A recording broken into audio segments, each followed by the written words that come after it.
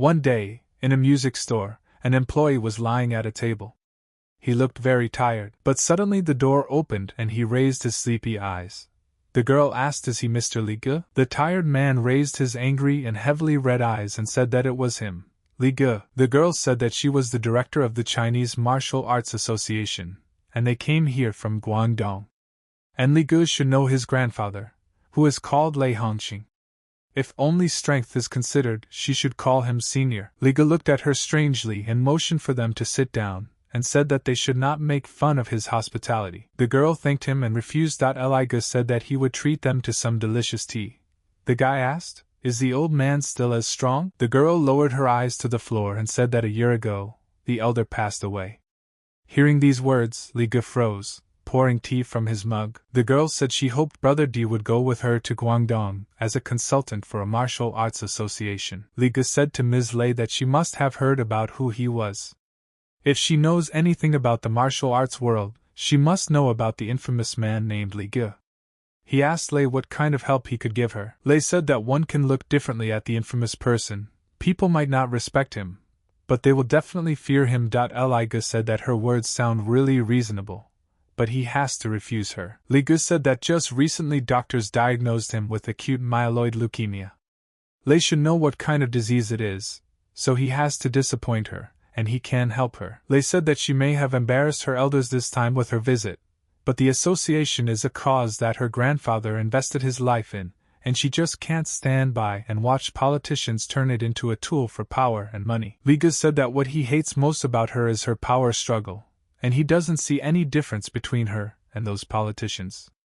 And to make it even shorter, he said he's sick, and he doesn't have the energy to deal with her problems. Li Ge told them that if they wanted to stay for dinner, he would go and cook, but if they didn't want to, they should leave.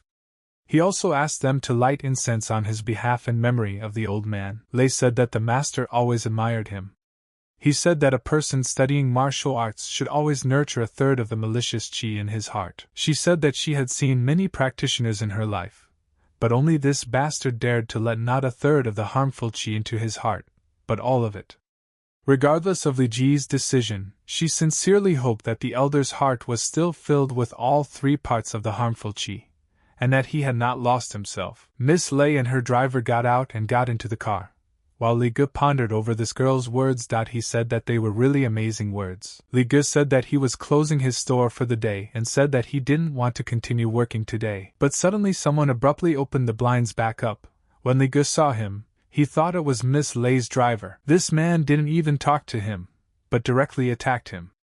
Li Ge missed a punch and realized that there was no way to get away without a fight. This driver was not himself, and his face was very changed. He tried to kill him, but Li Ge didn't dare to do anything yet. Li Ge couldn't help himself, and grabbing that monster's arm, he flipped it over and put it in a stalemate. Tensing its arm to break, Li Ge let him go and let him run away. He was most worried about his phone, because that driver almost broke it. The driver didn't stay down for long and decided to attack again, but Li Ge had time to react and kicked him from the turn. The driver flew back against the wall and passed out. Li Ge looked at him for a long time and said that this devil even knows how to bluff. But suddenly, Li Ji's eyes became too bright.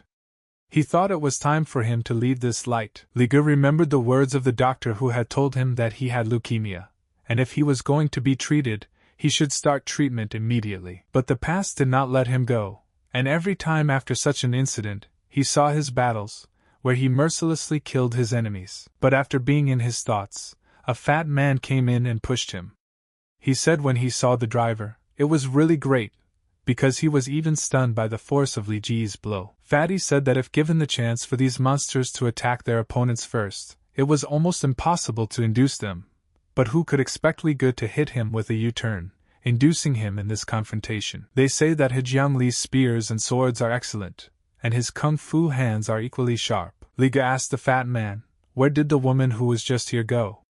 When he looked back at the driver, he saw that there was no one there anymore. Fatty said that he wanted Li Ge to immediately realize that he and that girl and guy had nothing in common, but the only thing he had in common with them was that they were interested in him. The fatty told the guy that there was no need to worry. He had just indoctrinated that person with a certain thought for a while to welcome Li Ge, nothing more, nothing less. The fat man said that neither the guy nor the girl knew anything about it. And he remembered that he forgot to introduce himself. He told the guy to just call him Wan Yang, and if he doesn't like that name, he can use another one.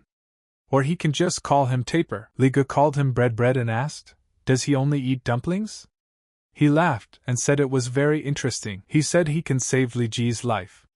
But that's not what the guy thinks. He can do better, many times better. Li Ge was curious and asked why he was doing this. The bread maker suggested that he just try it, and it would make sense to him. But it wasn't a path he could turn down. Li Ge said that it was better than just floating around and waiting to die. Bread said that he heard the guy and decided to get down to business, releasing his black magic, which completely absorbed Li Ge and transported him to a new world. Li Ge was unconscious while moving. Slowly opening his eyes, he saw lines of lightning. Birds flew past him in a moment. Everything changed as he entered a world unfamiliar to him. Lying in front of the entrance to the building, everything was covered in blood.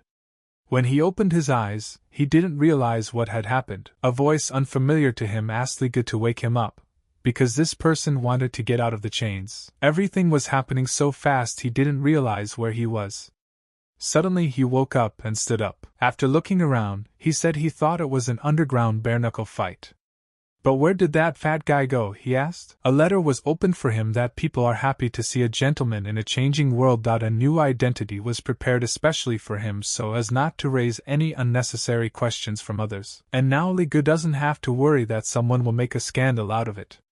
And in a moment, a list of tasks to complete was revealed to him. After seeing his talents and percentage of ancient martial arts, he wondered if this meant that he still had the ability to develop further. A man who wanted to hit him from behind slowly crept up behind him, but he didn't expect Li Ge to react to his punch. The man asked the guy why he was standing there like a statue. Let him go on stage and fight. Li Ge said that the text he had in front of his eyes had disappeared. The man asked the guy, what was he staring at, or was he particularly gifted? The man got angry and fixed his suit, and told Li Ge to follow him, and not to dare to lag behind. Li Ge said that if the fat man could really transport him to 1986 Hong Kong, there was no reason not to trust his words that he could cure his illness. The fight announcer said to welcome the contestants, who is the most bet on tonight. He likes to cause irreparable injury to his opponents more than anything else. The host said that he said that tonight he will be the last one left on stage. The host told the fighter to go downstairs. But Li Ge came up. The host told him it wasn't his turn to go on stage. He told him to leave. All the spectators were waiting for their fighter Jia Tsai. They crossed eyes with Li Ge. And the announcer said that the fighter challenged Li Ge. Li Ge entered the arena without doubt and without fear. The announcer said that his opponent Li Ge, Jia Tsai, he was born in the province of Trang in the south of Thailand. His teacher was a revered Muay Thai master, known as the Southern Star of Thailand. Jia Tsai has been studying Thai boxing for 20 years. Who knows how many makiwaras he has broken during this time, practicing his punches and kicks. If they do not have enough strength and stamina, it's better to think twice than to say that he wants to fight him in the arena. Today's first opponent, Jia Kai, was an ordinary slob who could use 2 punches. The next few fights after that will help people to revitalize the atmosphere again. Jia Kai immediately attacked Li Chi, but his attacks were immediately repelled. The guy managed to hook him as Jia Kai was already falling to the ground. But Jia Kai was very surprised, but he didn't lose hope of winning. He immediately stood up and attacked the guy. Li Ge said that it must have been his turn. With a flurry of punches and kicks, he broke through Jia Kai's defense. In the end, he broke his leg. A fan started shouting to the referee to check Jia Tsai, because he does not believe that the fighter was injured. After seeing the referee's decision, people were upset, because they lost all their money. Li Ge told the judge to announce the result. The judge said that Li Ge was the winner of this fight. Li Ge told the referee that he thought there were no pauses between fights. He asked the referee to tell him who would fight him next. The stranger started laughing loudly and Li Ge noticed. He told the guy that fighting in the ring only starts when someone makes a bet. If someone bets on Li Ge winning or losing the battle, then he can start the battle in the arena. And if no one bets on Li Ge, said the stranger, he will only have to leave the arena.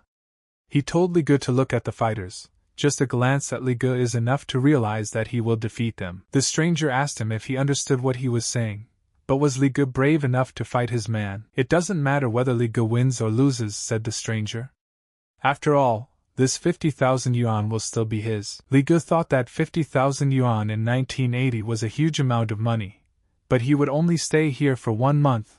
No matter how much money he earned, he wouldn't be able to take it with him. Li Ge thought about the proposal and said that he agreed. The head of the arena said that they are happy that Brothers was willing to bet on their fights. He can choose any fighter from those presented and they will immediately organize a fight.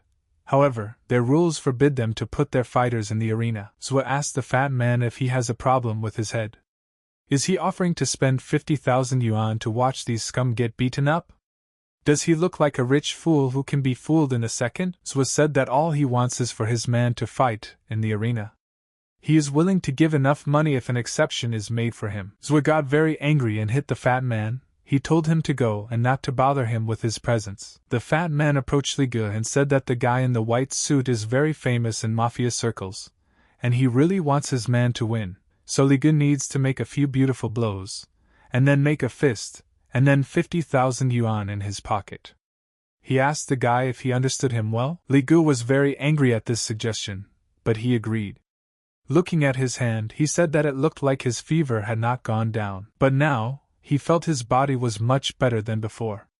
It was great to feel alive, Li Ge said. Zhou told Xiao that he knew that the guy could not continue to sit still, and ordered him to go to the arena and have some fun with this master Baguazhang. The judge said that Xiao Zhou is not the kind of guy who has been familiar with martial arts for 3 to 5 years. He has been immersed in them for at least a dozen years. In all dojos there is a rule that anyone can challenge the master of that dojo. If in his younger years Xiao Zhou challenged the master who was practicing Baguazhang, only he suffered great losses. He had 5 fractures, and the worst consequence of this challenge was that he became deaf in his right ear. So for many years now he has been dreaming of challenging the Baguazhang master again, all in order to take revenge for that fight. Who would have thought that today he will be able to do it? Xiao went into the arena and said that Xinxi is the practitioner of Quan Shu, Zhou Weitao, and asked Li Ge to enlighten him about it. Before Li Ge could introduce himself, Xiao had already attacked him. But his attacks were all blocked by Li Ge. After conducting one beautiful attack, Xiao said that there was something about Li Ge that was very exciting to him. Li Ge looked at Xiao and realized that he was indeed a master, and he seemed to have underestimated this walled city. Xiao told Li Ge that he was just crazy. Li Ge told him that he didn't expect that a small-time gangster could actually be a Quan Shu master. Li Ge crossed his fists and said that he would be more serious now. He immediately launched an attack, but suddenly, someone from the stands shouted for them to stop. Li Ge heard it, and immediately stopped and froze. He recognized it immediately. It was the Red Devil. Zhou told the Red Devil that he scared him. And maybe he already knows that the old geezer from their committee has quarreled with them. They're not going to follow him around, asked Zhou.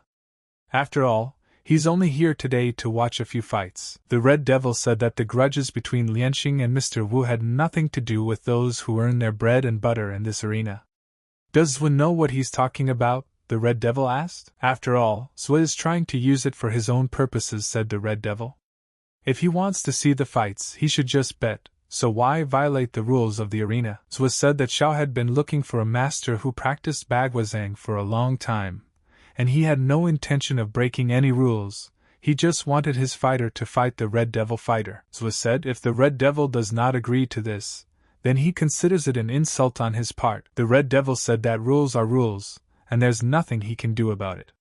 He asked if Zhou had noticed that the more power his men got, the more trouble they caused in the city. But then Xiao jumped out of the arena and asked if he had understood correctly. If he went into the ring, following all the rules, he would be able to fight Li Ge. Red Devil said of course, but Xiao would need to start from the bottom. When the committee confirmed that he was about on the same level with him, and if someone wouldn't mind making a big bet, then let the battle begin. Zhou said, is he the kind of boss who doesn't worry about his subordinates?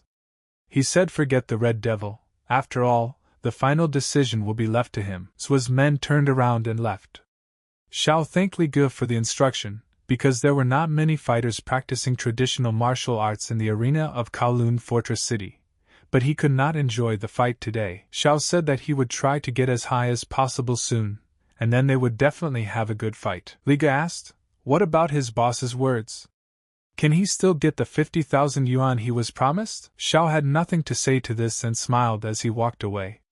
Li Ge sat on the bench and thought, as a menu popped up in front of his eyes, that he had received 5 system points, and had spent a gift that opened up access to additional purchases in this shard. But delving deep into the menu, he discovered many interesting things and abilities to increase his powers. Seeing all of this, Li Ge said, "It's just as the fatty promised.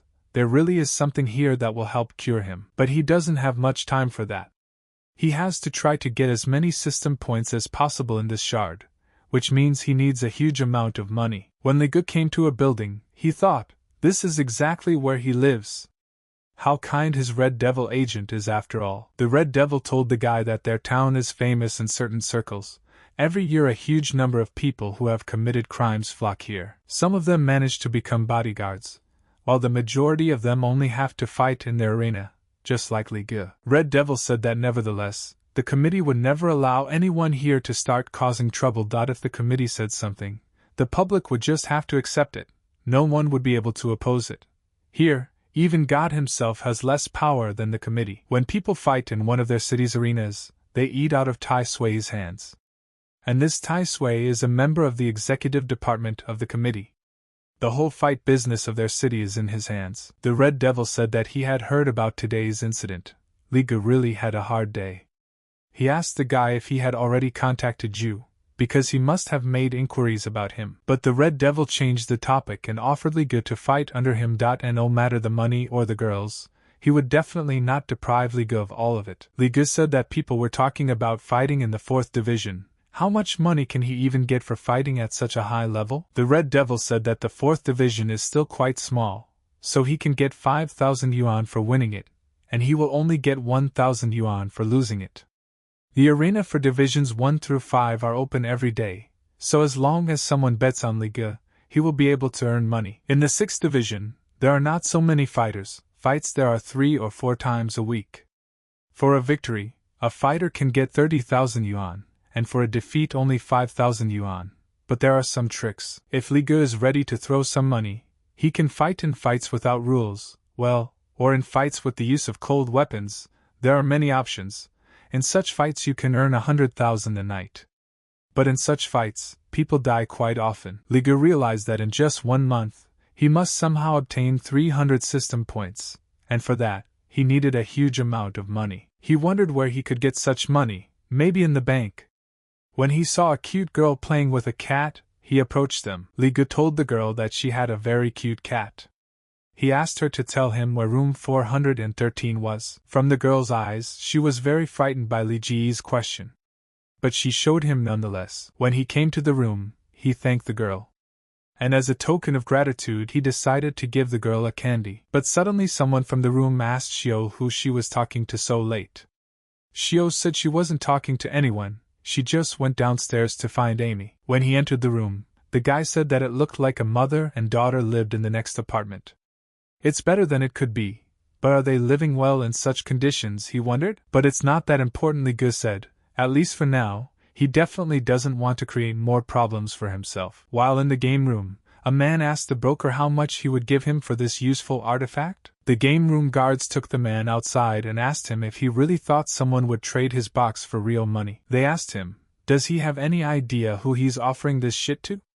If he ain't got no money, he ain't got no business here. The man said that he was not lying and that it was a worthwhile item and was considered an antique. The guards told him not to appear in front of them again, otherwise next time he would not survive the encounter. But suddenly someone attacked him from behind and hit him with a huge stone, taking this artifact. The man asked for help but had no time to shout before he was killed. Li Ge kept on fighting and defeating his opponents. People were saying that this guy was incredible. He had won 5 fights in a row that night. I think people have said that he's made it clear to them all that the 4th division is a cakewalk. Can it be that he's not inferior to a dozen fighters at that level? Li Ge saw the Red Devil calling him. The Red Devil said if the guy continues like this, these brainless cretins will continue to lose their money, and with each fight, Li Ge makes him richer. The Red Devil offered the guy a little walk. After all, he is waiting for the last fight for today, but it will be held in a special arena. Li Ge asked, where is the special arena? Would he be able to make a lot of money there? The Red Devil said that he would find out everything in the Fuji building. After arriving at the Fui building, the Red Devil said the people who come here are rich people. One night here costs 1,000,000 yuan. It is very difficult for fighters and ordinary people to get in. The Red Devil said that if the guy wanted to get a foothold here, he needed to find some rich patron who would support him. The Red Devil had already contacted one such person, and the guy just needed to not mess things up. When she entered the room, there was a beautiful madam, who said that the Red Devil, a small scoundrel. And finally he appeared. He was not seen all night. Did he know that she would be in town, and decided to deliberately avoid her? Asked the girl. Red Devil told Sister Rong-di not to get angry. He was absent because of the need to personally bring the newcomer here. Ligua smiled at Rong-di's sister. The girl said that the guy looked good, but would it help him fight? Rong said that she really liked having beautiful people around her, but the arena had different rules.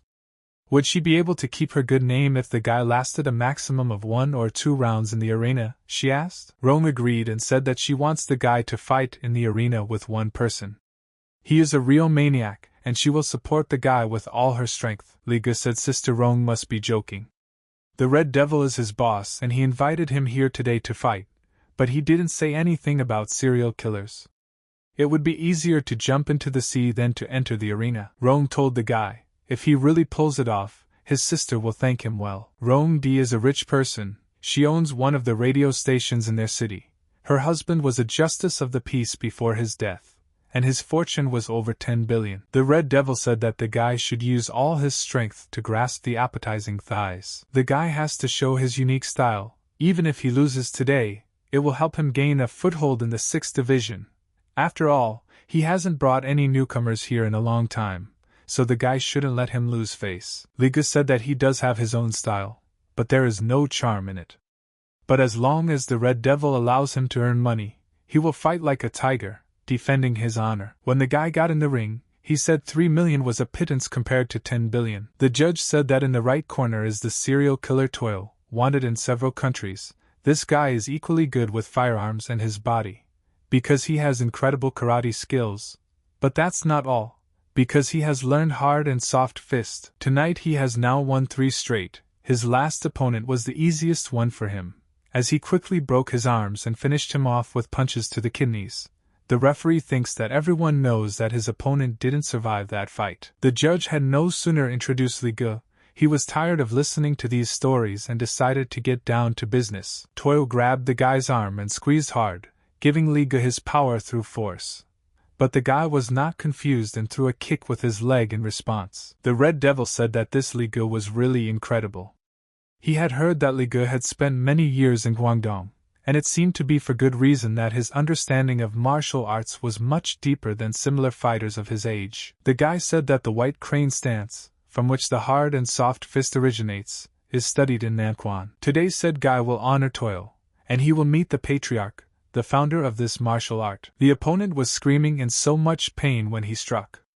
In the end, the guy used all his strength to overpower him. After defeating his opponent, he's heard people say it's very cool, and they're willing to spend millions to see this guy fight again. When he went into Rongdi's room, he saw a gorgeous dressed girl who said that the guy's fight was great. Looking at his image in the mirror, the guy said that a tiger can't end up in the gutter in the eyes of others. 3 million, said the guy. An old novel and an old book. Maybe there's more to it now.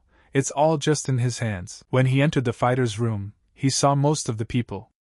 He said that only the aura of a person who was hostile to people would emit a red light. And the higher the threat, the thicker the red aura. It seems to be his special ability as a world traveler. Seeing the guy, the Red Devil said that he had found him. Liga saw the fighter behind the Red Devil and realized that this person's red aura was the strongest among all these people. Liga said that this person is something like that guy in the arena. It's a little strange, but it can't be helped. The Red Devil asked the guy what surprised him so much, and told him to take the money, and as soon as he opens an account, the Red Devil will transfer his money for the fight. Rongdi gave him this money that the Red Devil said he needed to buy some clothes. She wants to see him at dinner tomorrow. He suggested that we have dinner together, because he's buying. Liga told the Red Devil, just now he saw blood, and now he is not feeling well. Can they have dinner together another time? The Red Devil said he had to make amends for making the guy see her, and told him to go, because no refusal would be accepted. When he got to the cafe, the guy thought the Red Devil would take him to some fancy nightclub. But is that it, he thought? While eating, the Red Devil said that this hogo had an incredible flavor and offered the guy a taste. While drinking alcohol, the Red Devil asked the guy what martial art he was trained in. After all, he noticed that the guy was very knowledgeable about martial arts. The guy wasn't shy and said that it looked like the Red Devil was researching Chinese martial arts. The Red Devil said he wouldn't even dare to mention it. Who in the whole town would dare to say that he had studied martial arts in Tai Sui's territory? And everything he knows, he learned from Tai Sui. Li Ge asked, is Tai Sui so good at Chinese martial arts? What does he practice? Hangar C'est Le Faux. Red Devil said that they are talking about the honorary president of the Hong Kong Leshi Association. Countless dojos have lost their signs from his one-foot movement. They even named a TV channel after him. Besides, boy, is he asking questions or is it Li Ge doing it after all? Li Ge said that he had mentioned it before. He had traveled around Guangdong in search of one thing, where he met a student and learned the white crane stance. It could be said that he did not belong to any school. Li Ge asked if the Red Devil had heard of that thing. The Red Devil said he didn't have it, but suddenly the angry man began to rage, and shouted at the girl, asking what she was doing. The girl apologized, and said that he did not do it on purpose. The man did not stop there, and asked the girl, where is her respect for her elders?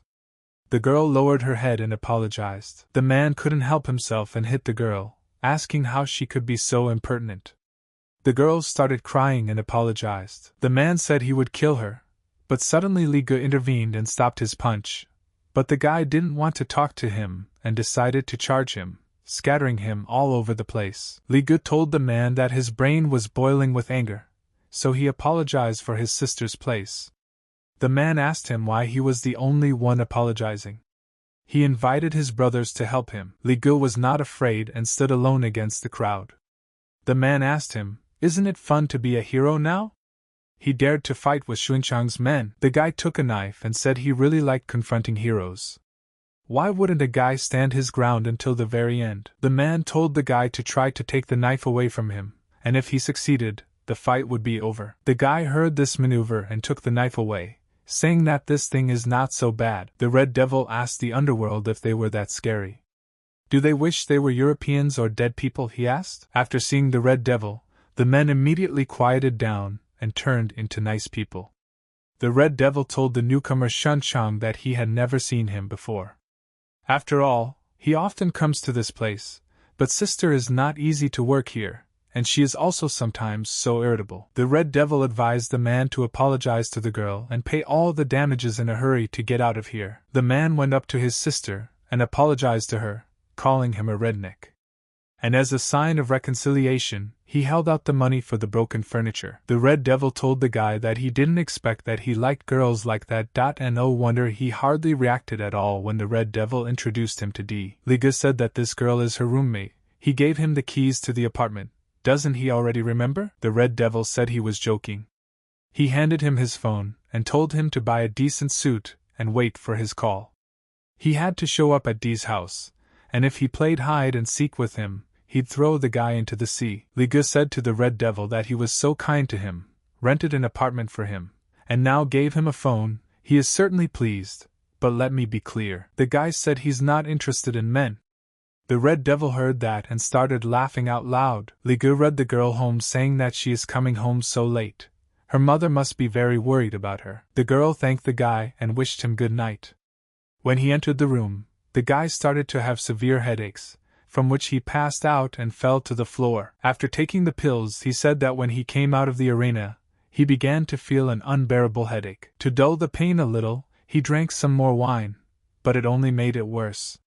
When he took out a day's worth of money from his pocket, he said there was about 30,000 yuan in there. If we add the 50 he received earlier and the balance that the Red Devil has to transfer to his account tomorrow, he should have a total of 13 system points. First of all, as soon as the money arrives in his account, he should purchase a blood cell enhancer. If he suddenly gets sick in the arena, it won't be fun for anyone. Besides, right now he has no idea where to find the novel and the book. The next day, Li Ge went to the store and dressed up a little. That same night, He had a lovely dinner with D, having been on a wonderful cruise on the sea with a beautiful girl, D. He took the bus home in the evening. As he made his way home, he said that he was more tired than he had expected, that he needed every second of rest he could get.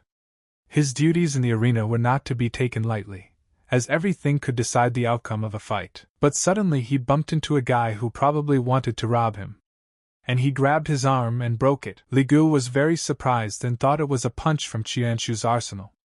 The guy apologized to Li Gu. Li Gu asked the guy where he was from. He said his hometown was Hejian, a small place in Hebei province. Li Gu said he was also from Hejian and still remembered urinating near the ruined pottery shop behind the temple. Li Gu immediately introduced himself and asked how to address the guy. He said his name was Ho, but everyone usually called him Don. Li Gu said it was hard to believe that he could meet a fellow countryman in such a place. He asked what Don was doing in Hong Kong. Don said that originally he and a few countrymen came to Hong Kong to get rich, but in the end, he abruptly stopped talking and asked Li Gu, "What is he doing here?" Li Gu told Dong that he wouldn't believe what he said anyway, so it's best to forget about it. Don asked what he couldn't believe. Could it be that Li Gu robbed a bank and now the Hong Kong police are looking for him? But suddenly Li Ji's phone rang, and it was the Red Devil. The guy asked if he wanted to take him out for a drink. He had just finished dinner with D. The Red Devil asked the guy where he was. Li Gu said that he was outside the rental apartment. The Red Devil told him to stay where he was and not to move, and certainly not to go home. The Red Devil said that Li Gu had a gang of burglars in his house because the flying tigers had been dealt with. The Red Devil told him to be careful, or he would be in trouble. Li Gu said to the Red Devil, the next time he calls him on the phone, let him speak as quietly as possible. The people around him can clearly hear his words, and don't worry, he's fine. The Red Devil said that he is saying serious things. This gang will kill without blinking an eye. They are really inhuman. The leader of their gang is called, and at this time, Li Gu dropped the phone. Li Gu told Dong not to pay attention. His friend likes to talk nonsense. He likes to swear, it's in his nature, and the guy dropped the call. It's not pleasant to hear. But suddenly a cat came up to them and Li Gu bent down to pick it up.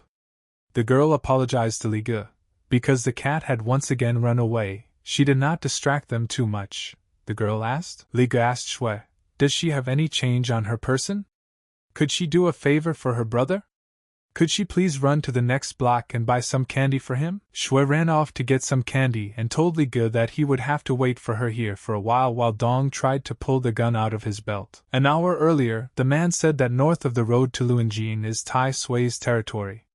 He's only responsible for the security of their town. Therefore, the man said that in order to search for people in Tai Sui territory, it is better to send people separately. Red Devil said to Uncle Jing, he thinks it is better to forget about this polite gesture. After all, they themselves do not have much strength to help the police search for people. The Red Devil said that Uncle Zheng himself could easily verify his words, as long as it didn't hurt them. Turning things upside down, there would still be no problems. Uncle Zheng asked, why don't they ask what Tai Sui thinks about it first? He's in no hurry anyway. The Red Devil said that bothering Tai Sui with such insignificant things was like digging one's own grave. If one wanted to fight for power, one should do it alone. But suddenly Zheng's assistant came in and said that their people had found the guys. They decided to use the services of a familiar Chinese medicine clinic, and one of the doctors there called the police. And now the police are looking for them in their own city. Jing said it seems there is no point in bothering Tai Sui. The Red Devil asked, where is the clinic located? The aide said, Temple Street 22 in the apartment building. Don pointed a gun at the guy's head. Li Gu said, if a person has lost the last vestiges of humanity, how should other people see it? Don told the guy to turn around. Li Gu turned around and said he wasn't going to kill him now anyway. There's no point, is there? Li Gu came out with a menu that the alarm mode has been activated. He can get all the information about this person. This action requires a write-off of one system point. Guy told him to write off. Menu told the guy that unfortunately he was unable to learn information about his opponent's weakness. If in a state of alertness he fixes the target of the skill, it will increase his chances of recognizing her weakness. Don told the guy he'd go with him, even if he didn't open his mouth on the way to say any more bullshit. Once inside the apartment, Don said that the guy's hands should be tied, but to be careful, The guy was probably practicing martial arts. The chief got angry and asked Don why he had brought another person here. Don apologized to Uncle Wen and said that he had another 40,000 yuan in his bag. He could take it with the 20,000 yuan he had already given him before. He's afraid they'll have to stay here a while longer. He's also forced to ask him to take care of his brother's injuries. Pointing the gun at the doctor's head, Wen said to Don, "Why be so polite? They are good friends after all. He is always happy to help him if he is in trouble." Don said the doctor turned them into the police, and they'll be here any minute. They have to get out of here now. Li Gu, watching all of this, realized that this Dong is a rather cruel and determined character. If they stay here, it will be very difficult to do something, but if they meet with the police, to get out of the fortress city will obviously be difficult. After all, there are constant traffic jams, and the roads themselves are quite confusing. However, it will be even more difficult for him to get out of here with them. Don's acquaintance asked how they should deal with Xiao. Don went over to him and grabbed his hand and asked Xiao if he trusted him. Xiao said he trusted Don. Don said that Hong Kong only has the death penalty for pirates. If he stays here, the police will take him to the hospital to wait for him. If he is alive and sane, he will follow Xiao to the end of the world. The man from his team became indignant and said that Dong had promised that he would never abandon Xiao. Don got angry and told the man that he too had promised that he would obey him unconditionally. The guy asked that they should obey Don and abandon their men. Don suggested that he should say goodbye to his life. "Is this what he is doing to his brothers now?" the guy asked. They both got angry and pointed guns at each other. Don said that he was going to leave his brother Ho and leave the gang once and for all. Don told the guy to say those words. The guy told him to shoot him and take his share. The guy threw the money at him and asked him if he'd figured out how to spend it yet. Li Ge found a knife and tried to cut the ropes from his hands. Don told his guys stop shaking the air. Li Ge jumped on one of Don's guys and pulled a knife on his neck. Li Ge told them to disperse. He'd pull the knife out and the guy would die. Don didn't believe the guy's words and decided to try his luck. But Li Ge wasn't kidding and pulled the knife from the guy's throat. Li Ge cut the rope and decided to teach them a lesson himself. Don pointed his gun and waited for the right moment to shoot. Li Ge managed to throw a knife at him and knock the gun out of his hands, then attacked him with a leg attack. Don's men tried to kill him, but every bullet fired was all Mrs. Li Ji's head. But nevertheless Ge managed to knock him out as he didn't expect the wounded guy to grab his leg, and shouted to Brother Dong to run. But Li Ge was ruthless and stabbed the knife into his head. But the only thing left to do was to kill that fucking man Dong. So I attacked him, knife in hand. Li Ge was notified that the alarm mode lasted for 9 minutes and 43 seconds, and he failed to recognize the weakness of the target. By now 5 system points had been spent, and the target's fixation was stopped and dead. Alert said he managed to get 2 fragments of the ancient tale, and he completed part of the main mission in this shard. Seeing this, Li Ge thought it was ironic. It seems that those who wanted to get a good fight were sure to get one. The policeman recording his testimony said that this gang of robbers was able to steal quite a lot of antiques from the bank. It is expected that initially this novel, consisting of 5 fragments, will be sold at a charity auction. But now he owns a couple of pieces. I wonder if he can auction them off in his own name. When he came out of the police gate, the Red Devil met him and asked him how he was doing. Didn't the police give him a hard time? Li Ge apologized for disturbing the Red Devil. The Red Devil said that it was Tai Sui who helped him, otherwise how could he get out of there so quickly? But there was a beautiful girl waiting for him, who bailed him out, so he would have to thank her well, said the Red Devil. Li Ge said that he had just gotten into such a big adventure. Can he now keep such a girl company? The Red Devil told the guy that this girl has a fortune in the tens of billions. She has beautiful long legs, huge breasts, and an incredible beautiful face. But all Li Ge continues to resist. Maybe he wants to be paid for it. Red Devil asked why he looked like he was going to an execution instead of a date. Dee told the guy she still wanted to go shopping. The guy said the suit was part of the money that could have gone to the blood cell booster. He's so sad. His heart's about to burst. Li Ge said that of course he can understand when someone pays to see some fighter in the arena, even when the amount of money for their appearance there is fabulous. But he does not understand how a woman can invite to dinner a man who recently killed 4 people, right, before she bought him an expensive suit. Li Ge said that he was a very unusual person and he was very curious. How much did she know about him? Dee said that she first learned about him when they were introduced to each other by the Red Devil, and then she decided to sponsor this excellent master at any cost. She asked what the guy thought when he saw her. Liga said that he thought that this girl's capital was at least 10 billion. And now he has nowhere to go anyway. He should definitely kidnap this girl. That way he will definitely have his own meat loaf for the rest of his life. Dee said, even though the guy knew about her ego, she really likes honest people. If he really kidnapped her, would it really be that easy to ransom her? Liga said he didn't know, and suggested that she come back to that question when the time was right. Dee said the guy asked how much she knew about him.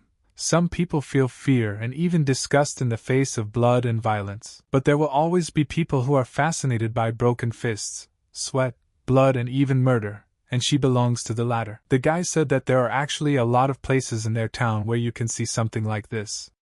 Dee said it all looks awful out there. Dee told him to lean in close to her. And that day, when she first saw him fight, she felt incredibly excited. Liga said that this woman was really quite unusual. She had just a few words to make a mature man blush. That same beautiful evening, Liga was returning home. He suddenly felt a sharp pain in his back. He was told that a fragment of an ancient tale had been discovered nearby, and let Liga pay attention to the system messages. When he saw the huge system message in front of him, he was very surprised and confused. Seeing the map, he immediately started to complete the task. But suddenly he stopped and the notification was already closed. Arriving at the place, the guy said that again without results. At least he now knows for sure that in this city he can find at least 2 more fragments. But suddenly, a man told Liga that he had better get out of here quickly. Seeing Li Ji's face, the man was very surprised. Liga said that he was Xiao Zhou, and he was very happy to see him. Zhou entered the room and asked what kind of wind had brought him here. Liga said that some petty thief stole his wallet. He followed him here and didn't expect to meet them here. Zhou said that he is now a household name in the city. But doesn't anyone know where his older brother's territory is? Could it be that Liga now thinks he is the king of their city, and has come here on purpose to cause trouble? Liga told brothers Zhou not to joke around like this. How could he call himself the king of Kowloon Fortress City? He doesn't have a few extra lives to spare. Zhou said, okay, in a few days they can finally meet in the arena. Recently, Xiao also began to perform there regularly. Now he has 4 wins in a row. His Chinese martial arts make those Vietnamese jump around the arena just like this. Liga told Zhou that this little guy had just arrived in the city, and he didn't know much yet, but if there were any big pawn shops in Kowloon Fortress City, he had brought a family heirloom with him from the mainland, and now he would like to see if he could sell it. Zhou said there's a good place across the street. It's his pawn shop. The prices are very fair, and they accept any kind of goods. In their town, this business is not so developed. If someone has valuable things, they will not pawn them here. And if you want to leave your valuables there and get a decent price for them, it's better to do it outside the city. Liga asked Zhou, could he still get the 50,000 yuan he was promised? Sui realized that this guy was definitely short of money, and he couldn't even blame him for it. Coming home, Liga took out his artifacts, in which one was the Gu Ho bird, and on the second was the widow Zhou Rao. Liga said that even the fat man suggests that the spirits and evil spirits in ancient Chinese novels may be lies. And now, said the lad, he too is like this wind that brought him to this city. The skill, however, a quick glance turned out to be truly amazing. The fat man had introduced himself as Wan Yang then. But who was he really, Liga thought, a human being or just a puppet? But suddenly, he said that the notification popped up again. If he goes to the target on purpose, it will get away from him. But if he ignores it, then the target is either gradually approaching or in place. This means that the one who has this fragment knows of its existence, Liga thought, which means that he is not the only one who came here. The one who managed to obtain the second fragment is very careful. It will be very hard to deal with this opponent. Finally, the guy decided to buy a hematopoietic cell enhancer, and for that, he spent 10 system points to purchase this device. When Liga got up from the couch in the morning, he felt an incredible feeling as if he was completely cured. After using several attacks and techniques, he realized that his strength was much stronger than before. But suddenly his phone rang, and it was Rong Di. He thought he had slept all day and all night. The Red Devil came to the man who gave him the letter to read that Tai Sui had indeed invited him to a private meeting. The Red Devil asked, Did he have any special background? Qing, the best economist of the arena, said that he was an ordinary fighter who had recently appeared in their city, yet he had never suffered a single defeat. Qin Quan also said that he had only recently appeared in the city, and it was normal that he didn't have any defeats yet. The Red Devil said that even if the guy constantly wins without knowing the taste of defeat, Tai Sui still has no reason to meet him in person. Qing said that Li Ge had managed to win 10 victories in a row without a single defeat, but Tai Sui was still indifferent to him. Qing said that the Red Devil is wrong. Tai Sui does not want to see Li Ge because of his achievements. The only reason to meet him in person is because of his grandfather Su Shangtian's personality. Su Shangtian is a disciple of a man, one of the 4 guardian gods of Wing Chun, who once managed to set a record of 32 victories in the arena of Kowloon Fortress City, after which there was not a single person in the entire city who dared to challenge him. That same beautiful evening, Li Ge came to watch the fight.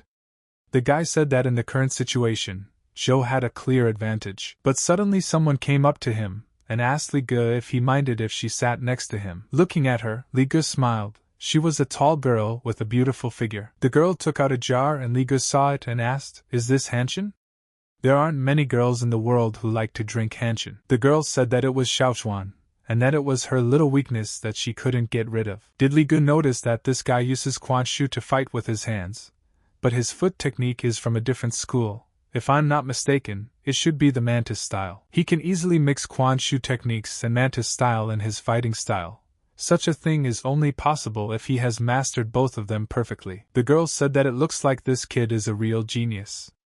But the Red Devil has his own trump card, and this guy is even more ruthless, because he is a real Baguazhang practitioner. But sooner or later they will still be able to see his real strength, because sooner or later these two will have to face each other in the arena, after a fight in which only one winner will be determined. Li Ge asked the girl, "Does she like fighting in the arena so much? She seems to be studying martial arts, doesn't she?" The girl asked him if he was asking her.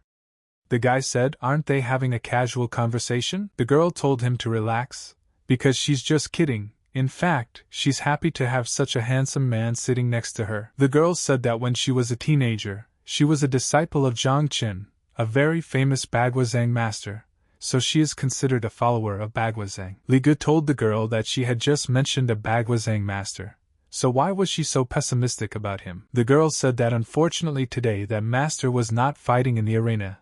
If the guy asked her to point him out in the crowd, she wouldn't be able to do so. She didn't pay attention to his appearance. And if Li Ge wants to bet on this man, he should be careful because he's probably seriously ill. Li Ge asked the girl what her name was. She said her surname was Yu and her name was Yu Shu. But to people who love martial arts, she is usually known as Tai Sui. Seeing the look on the guy's face, she said that it was right. She was the Tai Sui he was thinking of. The guy sighed and said that it was quite unexpected. Li Ge said, "Who would have thought that Tai Sui is a girl?" Sui said that even if it's such unexpected news for him, he should still introduce himself, right? But at this point, a girl came up from behind and said that the guy's name was Li Ge. Deng said, "How could it be that Tai Sui from Kowloon Fortress City doesn't even know his own fighters?" Dan asked how she got here. "Better yet, tell me this, he doesn't know his boss's boss. The Red Devil didn't introduce them to each other." Sui said that people here call her Tai Sui, so she can call her that too. It turned out that this guy is the new Red Devil man. For some reason she thought he was an ordinary guy and came to this city to have fun. Li Ge said that he was very pleased to meet her, and he had already heard many favorable comments about her. Sui said she hadn't seen her in a long time. Dan said she hadn't seen her in a long time either. She was still as beautiful as ever, but apparently no one had ever taught her how to dress. Sui said that it is true. Dan remembered her. "That miss has a makeup that suits her. Be sure to let her bring it next time." Dan said sure, and remembered that she still had a meeting with Jan, so they'd be leaving. After leaving the fight room, Dan called Tai Sui and said that she must have called her that on purpose. But suddenly she noticed Li Ge laughing and asked him what was wrong. Li Ge said that he had known her for a while and this was the first time he had seen her angry. Dee said today was the first time a guy saw his boss's boss. "And how was she his type?" she asked. Li Ge said that this is his boss. Of course she is pretty, but she can't be compared to Rong Di. Dee thought that the Red Devil was not a bad option, but Tai Sui could also be a good replacement for him. It could even help Li Ge to rise even higher. Di said the guy knew that a lot of new blood had arrived in the fortress city recently, and they were all pretty good. Li Ge said that, for example, this guy with a smoking pipe. This Lan Mian is a unique weapon that is used in Fanziquan, although in form it is the same as a smoking pipe, a real killing weapon. Li Ge said that since Rongdi's sister is paying attention to this guy, she must want to support him. Di said she doesn't need him when she has Li Ge. The one who supports him is He Chang-hun, and he's a real jerk. No matter how much money the guy loses here, losing to him is the most unfortunate thing ever. The guy in the arena is called Wu Er. He's a newcomer, and he's been doing well lately. Di asked the guy to be honest, can he defeat him if they face each other in the arena? Li Ge said that Di is insulting him, because he is 120% sure that he can easily defeat him. Di said that she is talking about serious things. It looks like he will have another fight. Be sure to let Li Ge watch it. And she also has videos of his previous fights. He can watch them too. Li Ge abruptly pressed himself against her from behind and said that he was 120% confident of winning, which meant that there was a 120% chance of him winning. But Di realized that it was time to kiss him. But as Li Ge suddenly pulled away, Di said he was a jerk. He was teasing her again. Couldn't he be a little more gentle with her? But suddenly, the guy was notified of the location of a fragment of an ancient tale, and let the guy bring it to his attention. When he looked in the battle window, he saw that guy and realized he was the fragment. The menu told him to be very careful. The blonde man started laughing loudly and said to Uncle Lei that it looks like his boyfriend is very good, and today he will lose a huge amount of money. Lei said the newcomers in the arena these days are really striking. Tony is one of the best old fighters in the 6th division. For them, Lei said, it was a real surprise that this little Wu wouldn't let him last 20 rounds in the arena. The blonde man seems to have a keen eye for talent. He told the subordinate to give Wu Er the 200,000 and tell him that he wanted to have dinner with him tonight. Lei said that this Wu Er is really incredible. Perhaps he will make a huge amount of money with his help. Even if he wants to make money from his fights, no one wants to bet against him. But suddenly a pretty girl in a skirt walked in.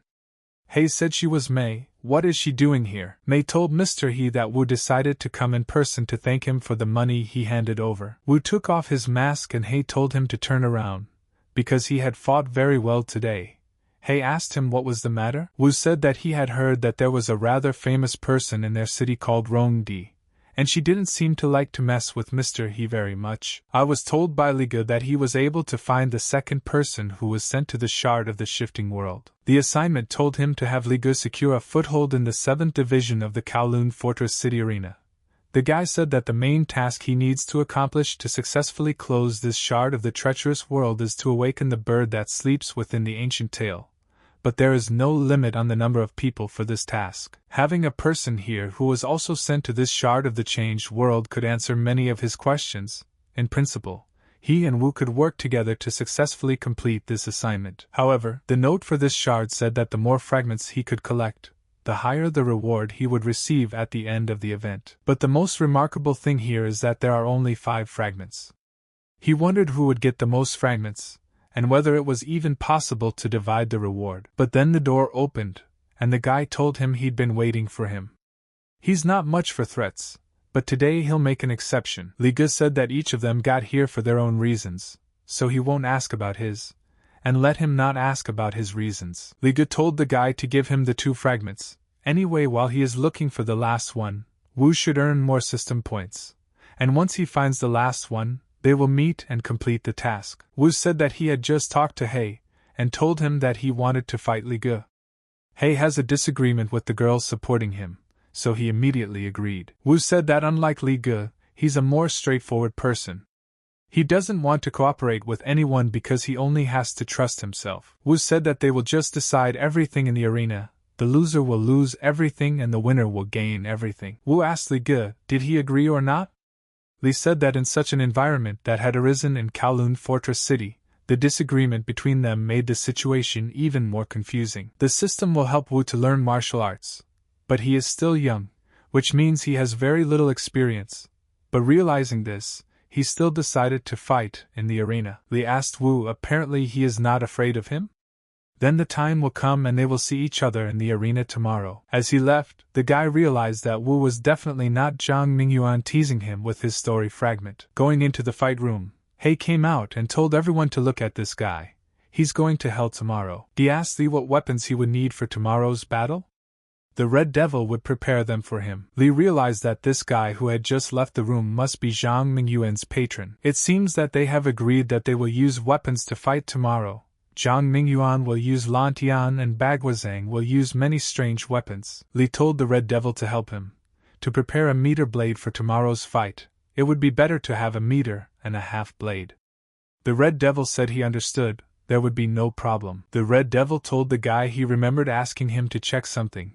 Did he do it? Li told the Red Devil that he didn't need to worry so much about his health. After all, it was his body and he knew what was happening to it. The Red Devil said that when Tai Sui was watching his fight, she specifically noted that he was either weakened because of something, or he was tormented by some serious illness. The Red Devil told the guy if he didn't want to tell him about it, so be it. But he should realize that he had only been in their town for 9 days. The devil doesn't want him to lose his ability to fight so soon. If he's finding it more and more difficult to fight, the devil can talk to Rong Di. She won't mind if he takes a break for a while. Li Ge told the Red Devil that he knows that the Red Devil is not the kind of person who will feed a useless freeloader for free. Red Devil said that Tai Sui also shares his opinion that he is talking to him about serious things. Tai Sui said that if the guy continues to fight so often, his body will not be able to bear it. Li Ge asked the Red Devil, Tai Sui will watch their fight tomorrow. The Red Devil said, maybe yes and maybe no. It all depends on her schedule. Li Ge had a beer and told him that he should definitely ask her to watch the fight. Li Ge knew that he would probably never get used to the smell of fish and rotten eggs. He even had the feeling that the smell had become even more disgusting in these 2 days. When he got home, he got a knock on the door, opened the door and asked why she had come at such a late hour. Sue said her mom said he lives alone, so they decided to make this bento for him to thank him for his invaluable help. Li said that every time he starts to feel hungry, she brings him her mom's cooking. It has been like this several times. He is sure to express his sincere admiration for her cooking ability. Li told the girl that he had noticed that they had recently stopped turning on the lights in their apartment at night, and were using candles instead. Is there a problem with the electricity? Shu said that yes, there had been some malfunctions for quite some time. Li said that he would go to their house and try to do something about it, especially since he hadn't had a chance to meet her mom yet. Shua told the boy it was nothing, and thanked him for his kindness, and told Li to take his time when he ate. Eating the delicious food, the guy said that these days he spent in Kowloon had lost his perspective on life. On June 24, 1986, it's best to avoid burial grounds and pray frantically all day, because it's time to fight. Li Ge said it was a great sword. He asked the Red Devil where he got the sword from. And can they rely on it? Red Devil said that he was given this sword by Tai Sui from his personal collection. He had already saw blood, so there shouldn't be any problem. Sui said that the Han Jian sword that requires a huge amount of physical strength from its wielder. But Li wouldn't have the strength to hold on to it. But he doesn't look like an idiot going to his doom. Did she really miss something in his past fights? After analyzing his opponent, Li said that this chicken had brought his martial arts performance to 81%. And their current gap with him was 12%. Wu said that nothing in this world is absolute, so he will never lose to him. And they started the battle without shaking hands. Li didn't expect such power from such a small and inexperienced opponent. But Wu didn't stop and kept launching his attacks. When Wu attacked, he didn't expect Li to leave him unarmed, so Li struck with his sword while holding 2 weapons. Li looked at the guy with such hatred, but deep down he felt sorry for him. Wu was wounded and bleeding holding his arm. While He was on the verge of a nervous breakdown seeing his fighter lose, Di watched it and laughed. Li didn't wait and decided to attack Wu and end this once and for all. But after making the attack, Wu managed to turn away from his blow. But in the end he didn't run for long and Li was able to catch him with a sword thrust into his hand. Li told him that Wu was seeking his death by these actions. With each attack, Wu tried to avoid being hit by the sword and only had to dodge because he was unarmed. But Wu did not give up hope and waited for the right moment to launch his attack, and he managed to kick Li. Menu told Li that he had come face to face with the power of an enlightened beast, and because of that, he was able to gain more information. Li told the menu to write off the points, and at the time he kept fighting Wu, but the guy kept getting away from his attacks. In the end he left Li unarmed, and now the battle was not for life but for death. After all, Wu may have discovered new abilities for himself. When he saw his eyes red, Wu's strength had increased, but Li was not letting him relax and trying to take him to another level of battle. Wu managed to pull out his sword and immediately started attacking. Li put his hand up, not knowing what to do at such a moment. Li said that no matter how incredible this legacy of the enlightened beast was, he just needed to strike it first. With his footing, Li was able to get close to Wu, and it was only a matter of time before he struck first. Li managed to drop Wu to the ground, and decided to finish this attack with a leg kick. While Wu was very surprised by this rule, taking the sword away from Wu, he only had to kill him. But he couldn't do that and stabbed the sword into the arena. Li asked him if he knew who Zhang Daojing was. Oh said that it was her sister. When Li heard that, he just dropped the sword and picked up the guy. Li told Wu that if he refuses to become his ward for a month, he will have something worse than death waiting for him. Wu said to curb his rage he must kill Li. Li couldn't listen to this and picked him up and threw him out of the ring. Wu asked him why he didn't finish what he started and stopped his blade. Li thought long and hard about the answer and told Wu to go home and ask her sister about it. She would tell him everything. Miss D told the Red Devil to leave the room, and to remember to close the door behind him. There was only despair in D's eyes. Walking into the shower room, Li was very sick and his body was covered in abrasions that made him very sore. But suddenly a guy came in and said that when Li lost his sword, he was sure Li would lose. Li told him, "Does he have free time to watch him fight? Better let the guy say who he should fight next time." The guy said that recently there are 4 popular fighters in the arena. The first is of course Li, the second is Wu, who he just beat. One of the remaining fighters Li can easily name. Li said that he cannot even imagine who it is. The guy told Li that he himself should take care of himself. By the time of their battle, the guy could even learn to wield the blade well. Li thought that this kid has a really sensual temperament. Although he seems cold on the outside, he is hot on the inside. In his early years of martial arts, he followed his master and constantly fought with the masters of different dojos. This gave him a lot of experience, which helped him to develop his own fighting style in the future. Tai Sui said that he was a genius and that alone was enough to praise him highly. There are very few masters like Xiao Zhou nowadays. Li told Xiao to let him expand his horizons as the time comes. There's gonna be another fight soon. Sui said that there was nothing masculine about Gong Sun Yang and Zhang.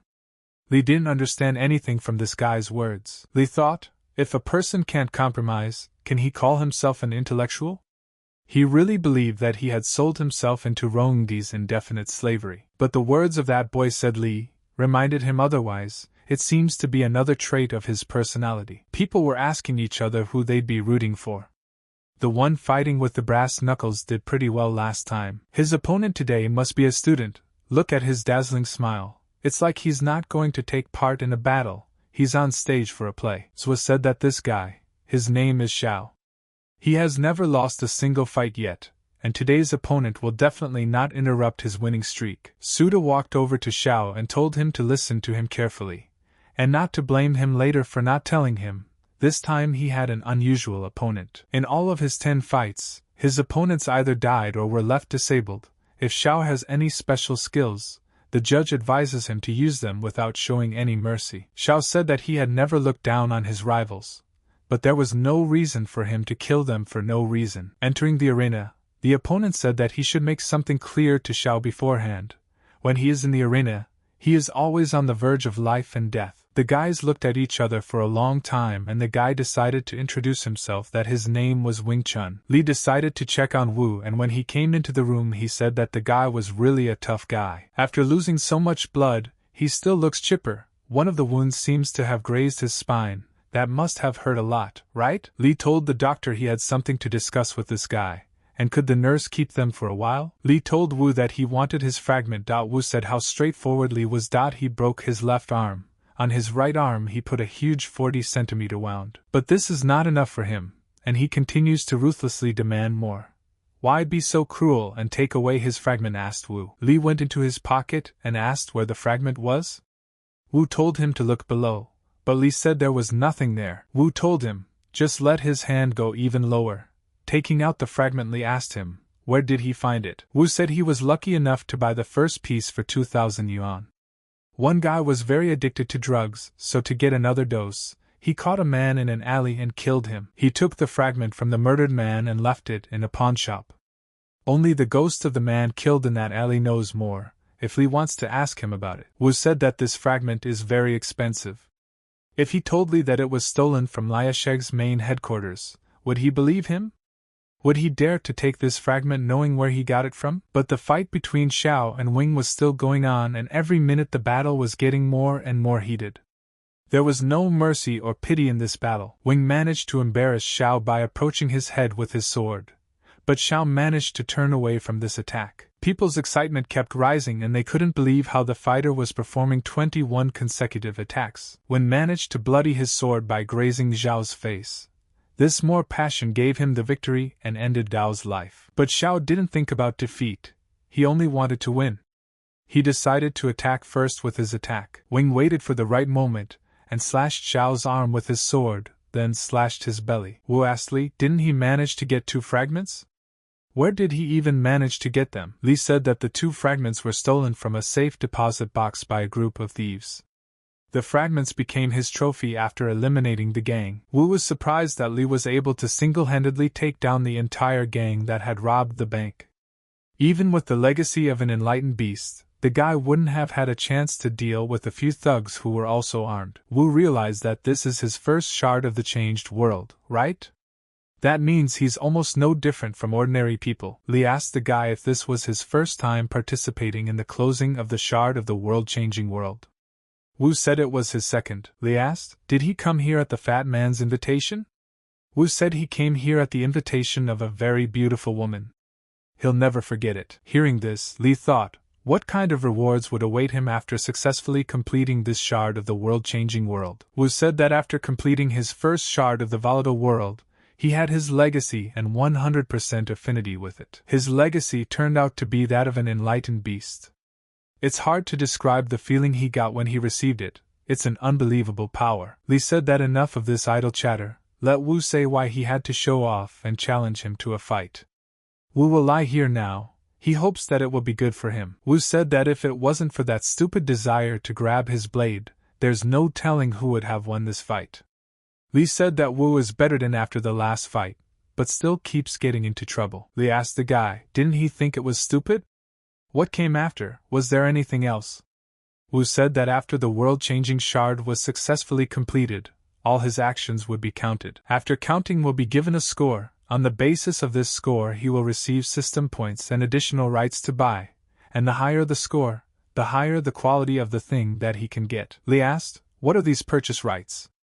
Wu said that his last sliver of the changing world took place in the west of Hunan province in the 13th year of the Chinese Republic. In a village near Mount Phoenix began a real zombie apocalypse.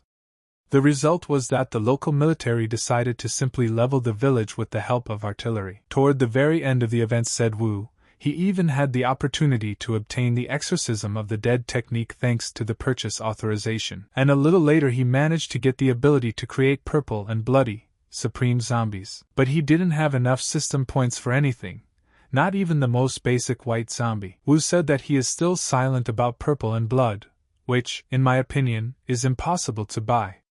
And it is not a question of a lack of system points. To buy them, he lacked either the rights to buy, or the quality of these rights was insufficient. Li asked, and what is the most effective way to get more purchasing rights? Or should I say, increase the quality of the items he can purchase? Wu said, if he really wants to know the answer, it's murder.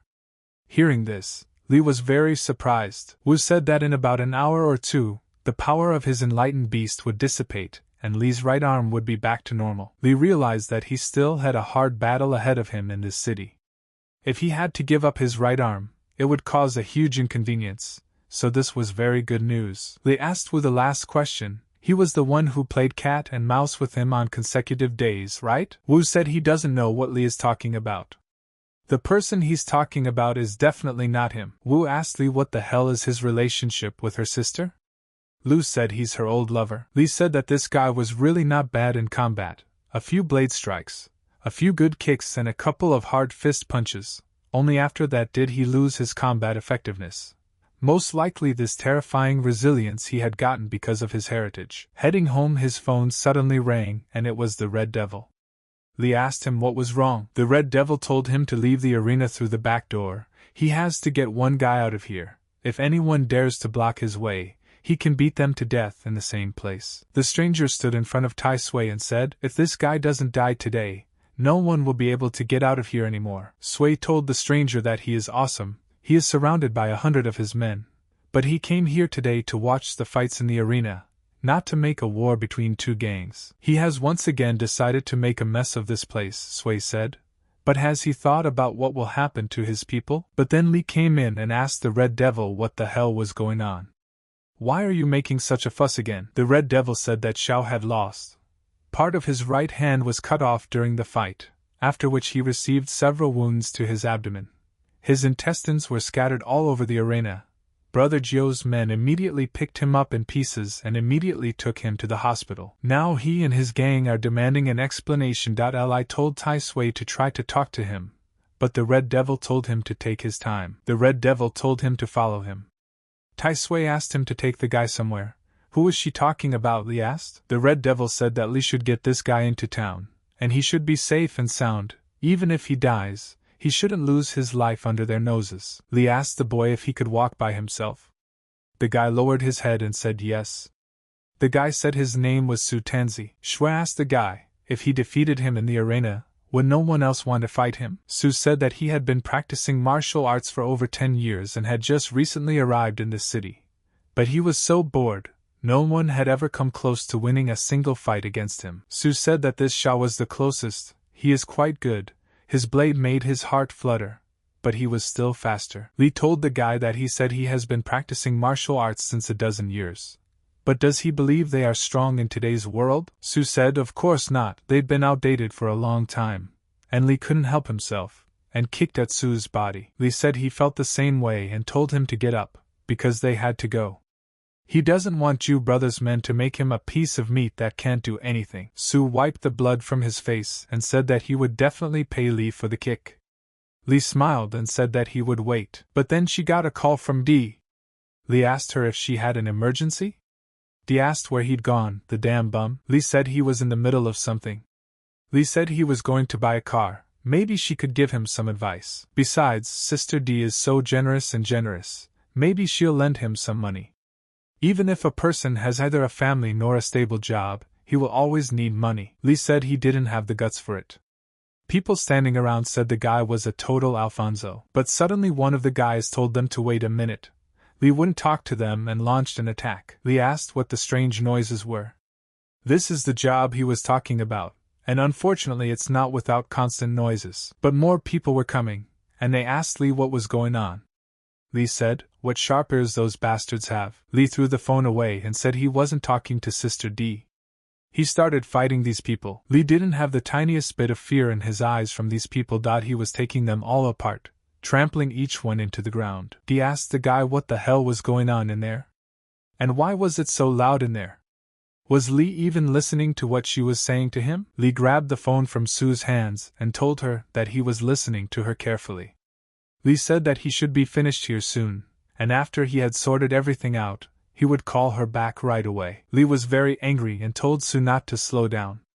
The people on the street started to resent that they had been waiting for a long time, and no one was showing up. People asked him if they're sure they're waiting in that place.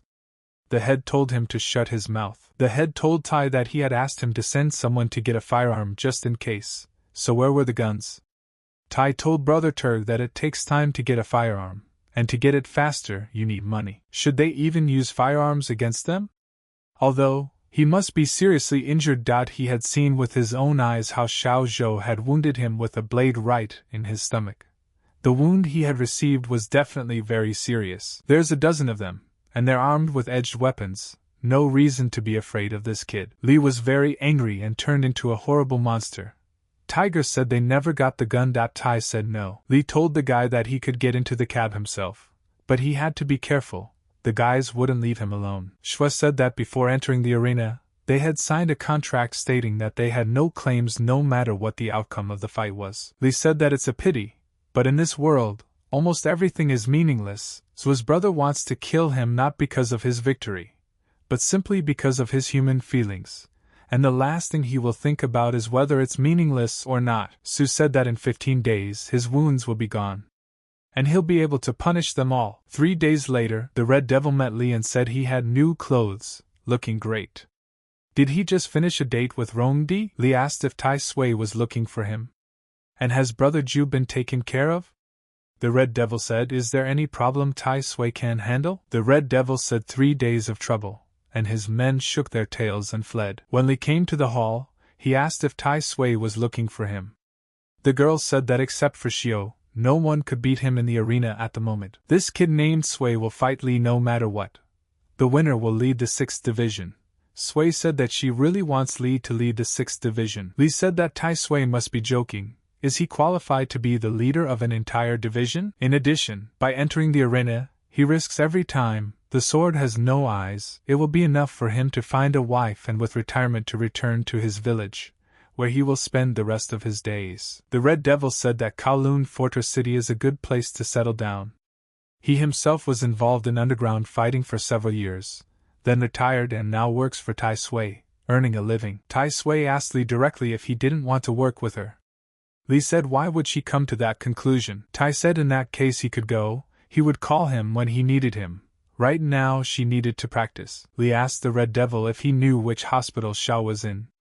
He sighed and told him where he was. Ju told Xiao that after this guy defeated him, he decided to make a mess to get justice for him. Saya believes that he acted unacceptably, so even though he was not prepared for it, he stood his ground. Jiu saw Lee and asked how he had the courage to come here. Lee said that he was not responsible for his boss's actions, and Xiao was injured not by him, but by Su. Lee said that on the night of the incident, he was not in the arena at all. At that time he was playing pachinko.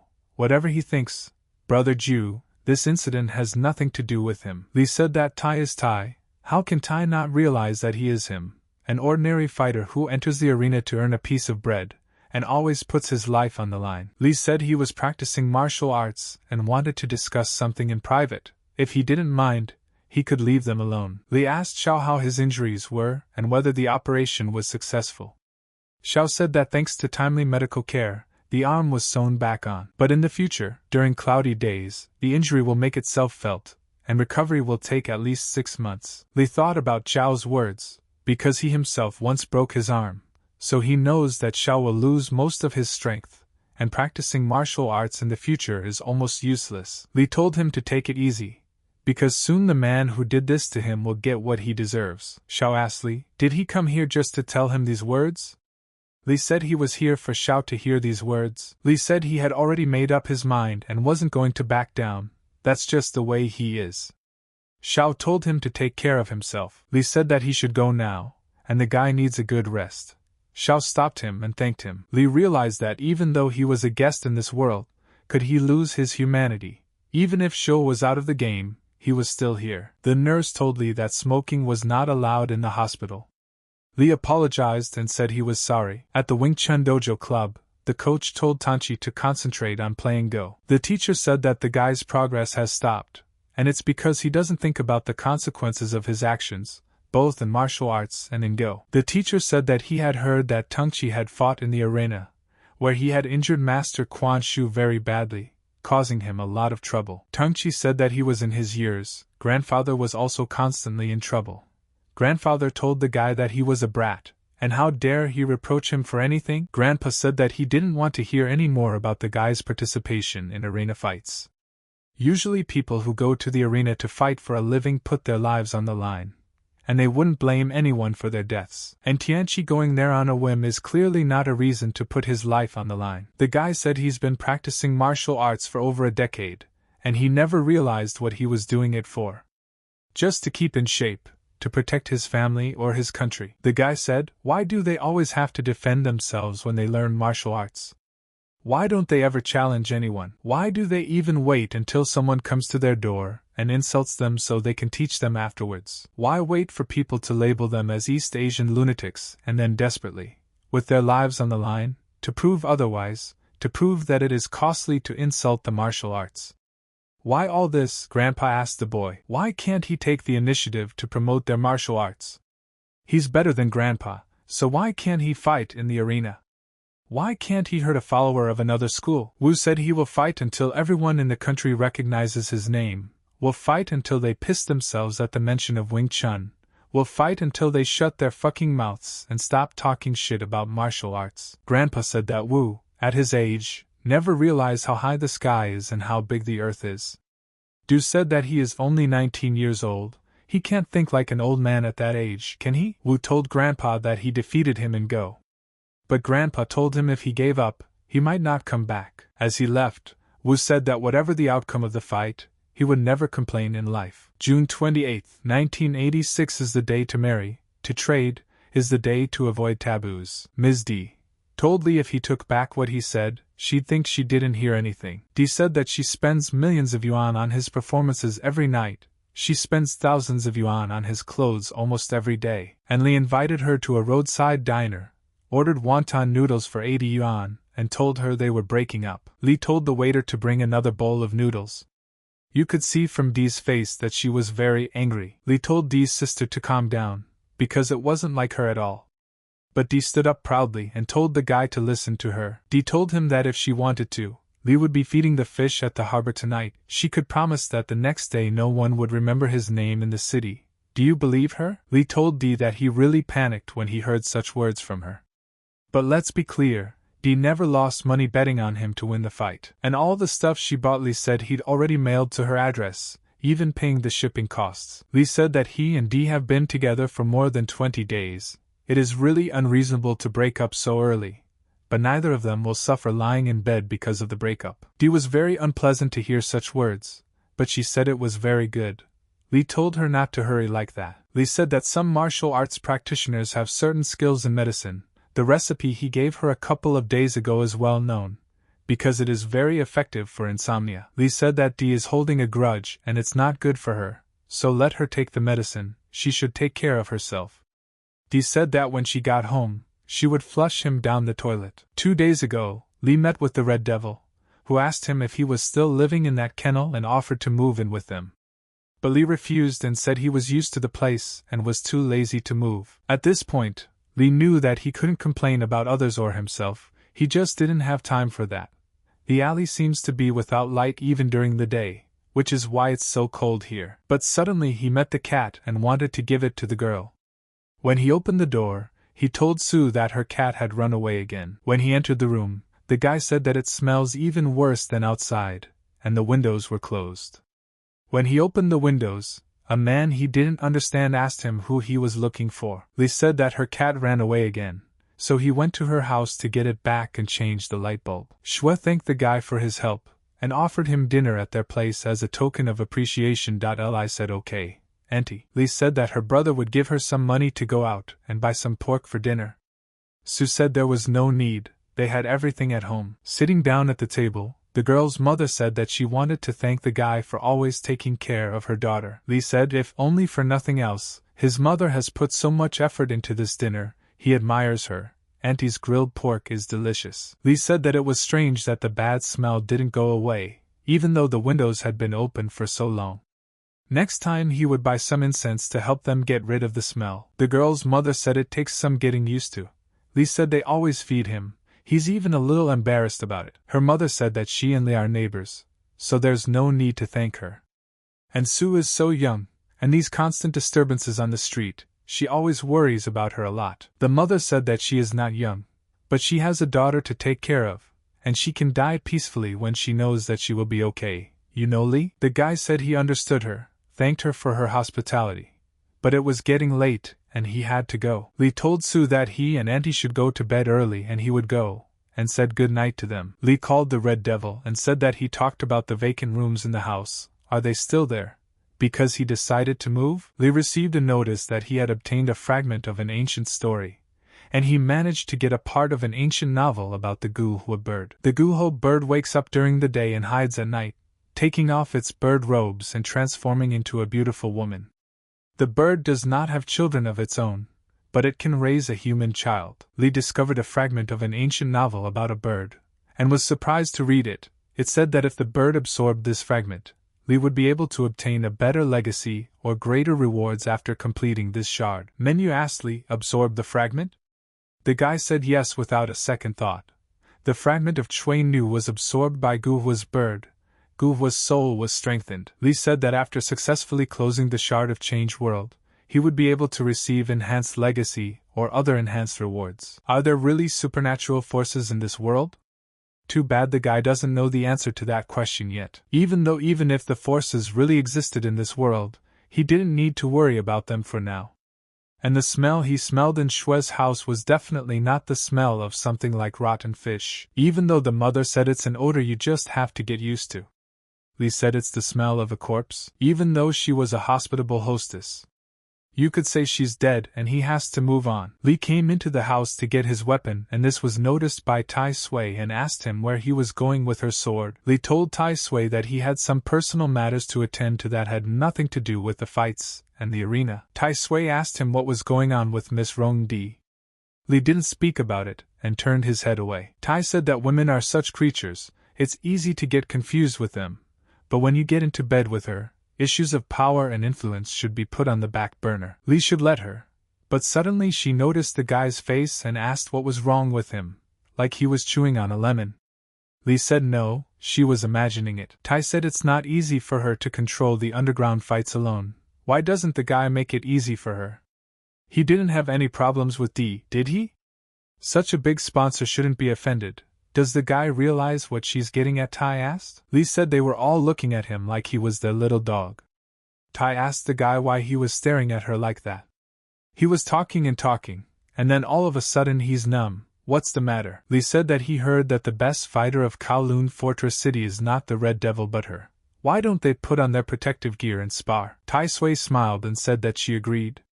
After putting on their protective gear, they started sparring. While Di was sad alone at home and said she was definitely not going to let Li go anywhere, an assistant came in and told her that she was on the phone. Di picked up the phone and asked Ms. Charles, she's calling so late, is something wrong? When the assistant saw Di's face, she said, what's wrong? Di said that all the antiques that were stolen recently were counted, but a few items that came out of the Chinese master's hand were missing, and this would not even be noticed if there was not a man who offers a huge amount of money for these lost fragments of the ancient story. Di happened to say that he thought he saw these fragments at Li's place when he was changing clothes. The assistant said Di saw him changing clothes, but maybe she did. Li came to Sue, but the fragments are getting hotter and hotter. I wonder if this is the effect of their increasing thirst. When he went to the door, he saw that the door was unlocked. When he entered the room, he saw drops of blood on the walls. Li told her it was so late, and she was still awake. When he approached her, she didn't make a sound, but suddenly she opened her red and bloodthirsty eyes, and immediately seeing Li, she jumped on him. Li managed to cut off her sword arm, but it wasn't enough to kill her as she began to dodge the attacks. Xiu's mother turned into a pure monster and looked very frightening. But that didn't scare Li, so he tossed the ball and stabbed her with his foot. The guy closed his eyes, because the blood covered his face. But when he opened his eyes he saw that it was gone. Li looked for Xiu, and asked if she was here? But just as suddenly someone took a sword and stabbed him from behind. It was like his mother's shadow. After pulling the furnace out of his back, Li told Shue's mother that she was starting to make him angrier and angrier. He wasn't ready to die like this. In fact, he was even more ferocious than she could imagine. Li said maybe they'll go to the underworld together. Li closed his eyes when suddenly she appeared in front of him. When he saw her in front of him, Li spat blood into her eyes, causing her mother to move away. The boy said that he had bitten the tip of his tongue for a reason, but it hurt. Li was very angry and struck a blow with his foot. But suddenly Sue came running in with a gun, and told Li not to hit her mom. Li asked her where she got the gun. Shue was scared and told the guy not to come near, otherwise she would shoot him. The girl's mother saw this and decided to take advantage of the moment and attack from behind. But Li saw it and knocked her out. Li snatched the gun from her hands and fired a couple shots, telling her she forgot to unlock the safety. Sue's mother got to her feet and told Li to let her daughter go. Li told the girl that she needed to stay in the next room for a while, so she and her aunt had something to talk about. The mother told Sue to listen to the elders and go to the next room. Li took her, picked her up and told her to go. Xiu asked Li not to kill her mom, but the guy broke the lock so she wouldn't get out. The mother asked why the guy would bother them. She just wants to stay here and take care of her daughter. Lee told her that today he will send her to purgatory, and he will take care of her. The mother got angry and asked the guy if he wanted to send her to an orphanage. Lee said she didn't have to worry about that. Lee said that even if Sue goes to an orphanage, it's better than waiting here to die with her. Lee said that he himself used the cell amplifier from the system to survive, so he is not the person to tell you how to live. Lee said he still wants her to look at the root and help him finish this chapter. The mother said Lee needs his daughter? Lee said it's not her he needs, it's him she needs. The mother said it doesn't make any difference. She can't promise him that, but she has a small request. Lee said that if they continue to fight, he will have a better chance of winning, so she wants to make a deal. Asked Lee. The mom said the guy's right and she's in no position to make a deal with him, but she still wants him to swear to take care of little Sue. Lee said he wouldn't swear to anything, he would just say one last time that he would find a way to take care of Sue anyway, whether she believed him or not. The boy said his mother left him such a deep wound, but the blood is still clotting at an unimaginable rate. Lee didn't wait long to talk and took his sword in his hand and immediately attacked. After turning into a monster, Mother Shwe said that she hopefully would remember her words and left this world. Lee received a notification that he had succeeded in awakening the remnants of Guhua Bird's soul, and he had completed one of the most important tasks in this shard of the treacherous world. He has 10 minutes in which to decide whether to return to the real world or stay in it. If he refuses, he can return to the real world only after completing all the tasks. The guy said that at the moment, the only unfulfilled task left was to fight in the 7th Division Underground Arena in Kowloon Fortress City. If he failed to complete this task, the rewards he received upon completing this shard would be greatly reduced. After looking at the bird artifact, the guy said he refused to return to the real world. The menu reminded him that the stupidest thing in the world is to put your fate in someone else's hands. Lee cracked the door and entered the room where Sue was waiting for him. This room was completely covered in blood and corpses of people. Lee asked Sue, "Is the gun still on her?" The guy tried to touch it, but Sue held his hand back. Sue couldn't help herself and bit the guy's hand with tears in her eyes. The guy told her enough and told her to follow him. They moved into a new house. The guy told Sue that she would stay here for a few days, and after a few days the guy would find a way to send her away from this town. Sue said that he shouldn't worry about it because she doesn't want to see him ever again. Lee laughed and said he was going and she was staying here to wait for him, and slammed the door behind him. Lee left the room hoping that he would have a few days, but then he got a call from Dee, wondering what he should talk to her about. Picked up the phone, the guy asked her how she was doing, and had she used his prescription yet? Dee said she flushed it down the toilet. Lee said she must have wanted to vent her anger. Dee said that really, well, it's not his ancient useless papers, is it? The guy asked how she knew about it. Dee told him loudly to leave her alone and not to call. But the guy did not understand anything and decided to call her again. He said that there are a total of 5 fragments, 4 of which are now in his hands. The guy thought she wouldn't be looking for the last fragment. Besides, the last fragment should be here. The boy knew that this fragment must be in the hands of another man sent to this world for the same purpose for which he had been sent. Dee said that the guy recently became a new fragment of that bastard he. Now it seems like he doesn't have to worry about starving to death anymore, right? The guy was saying how these people managed to make this delicious cake. Licking his fingers, he smiled. Dee said he can count on him anytime. What about the subject of their deal? The guy said, why don't he and her discuss the price of the deal first? Dee offered him 100 grand, but the guy immediately raised it to 200. Dee didn't talk long and was ready to leave. She said the guy was too greedy and she hoped he had some more prospects, because she was very optimistic about him. The guy immediately stood up and told her to wait. If 200,000, then 200. Dee smiled immediately, because she knew that he would agree. Dee told him to hand over the item and take the money and get out of here fast. The guy said Dee didn't think he'd take an item worth 200 grand with him to the deal. They would have to drive to his house so he could give her the item. Dee agreed and said no problem. Dee's guard showed the guy the gun and said she wanted to remind him not to pull any stunts. Lee thought that this man must be the guy who had been leading him around for days on end. He was always hanging around in crowded places. When Lee fought with Zhang, there was a fragment in the building at the same time. Then all of these fragments were in his hands. Lee thinks he had no trouble guessing who he really was. It seemed to Li that he would deliver the remaining fragment himself, to his door. But the man had disappeared, and Li had not heard any news about him at all. What Li didn't expect was that he might know about his relationship with Di, or that Rong Di was going to kill him. Li said that Di Soma found him. His month to complete his assignments is coming to an end, and out of nowhere comes this patient adversary.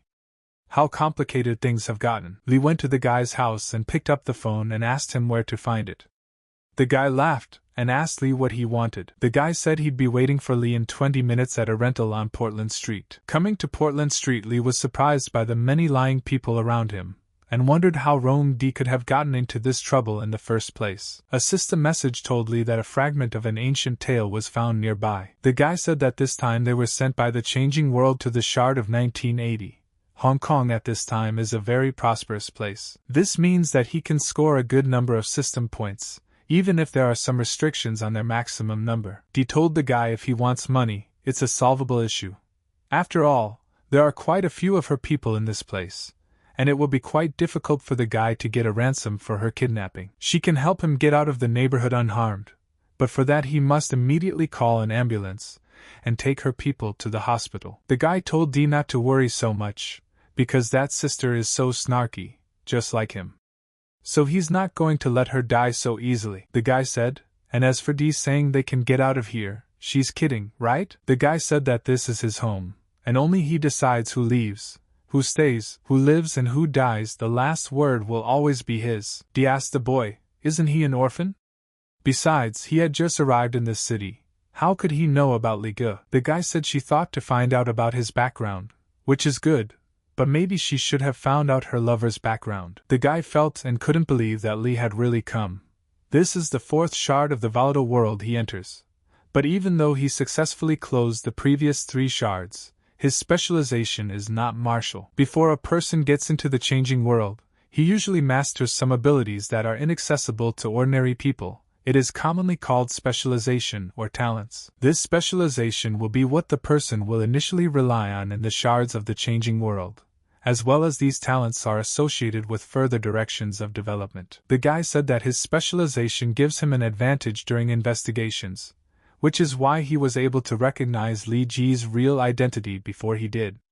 However, in battle, the combat effectiveness of his specialization tends to be nil. The guy thought about how he would be if his opponent turned out to be someone who practiced martial arts, but his skills were much rarer. Huge Serpent of Gluttony. This legacy can only be obtained by closing one of the shards of the volatile world, impossible to obtain in the system store, against the right to additional purchases. A huge Serpent of Gluttony is hungry from the moment it enters the shard of the shifting world.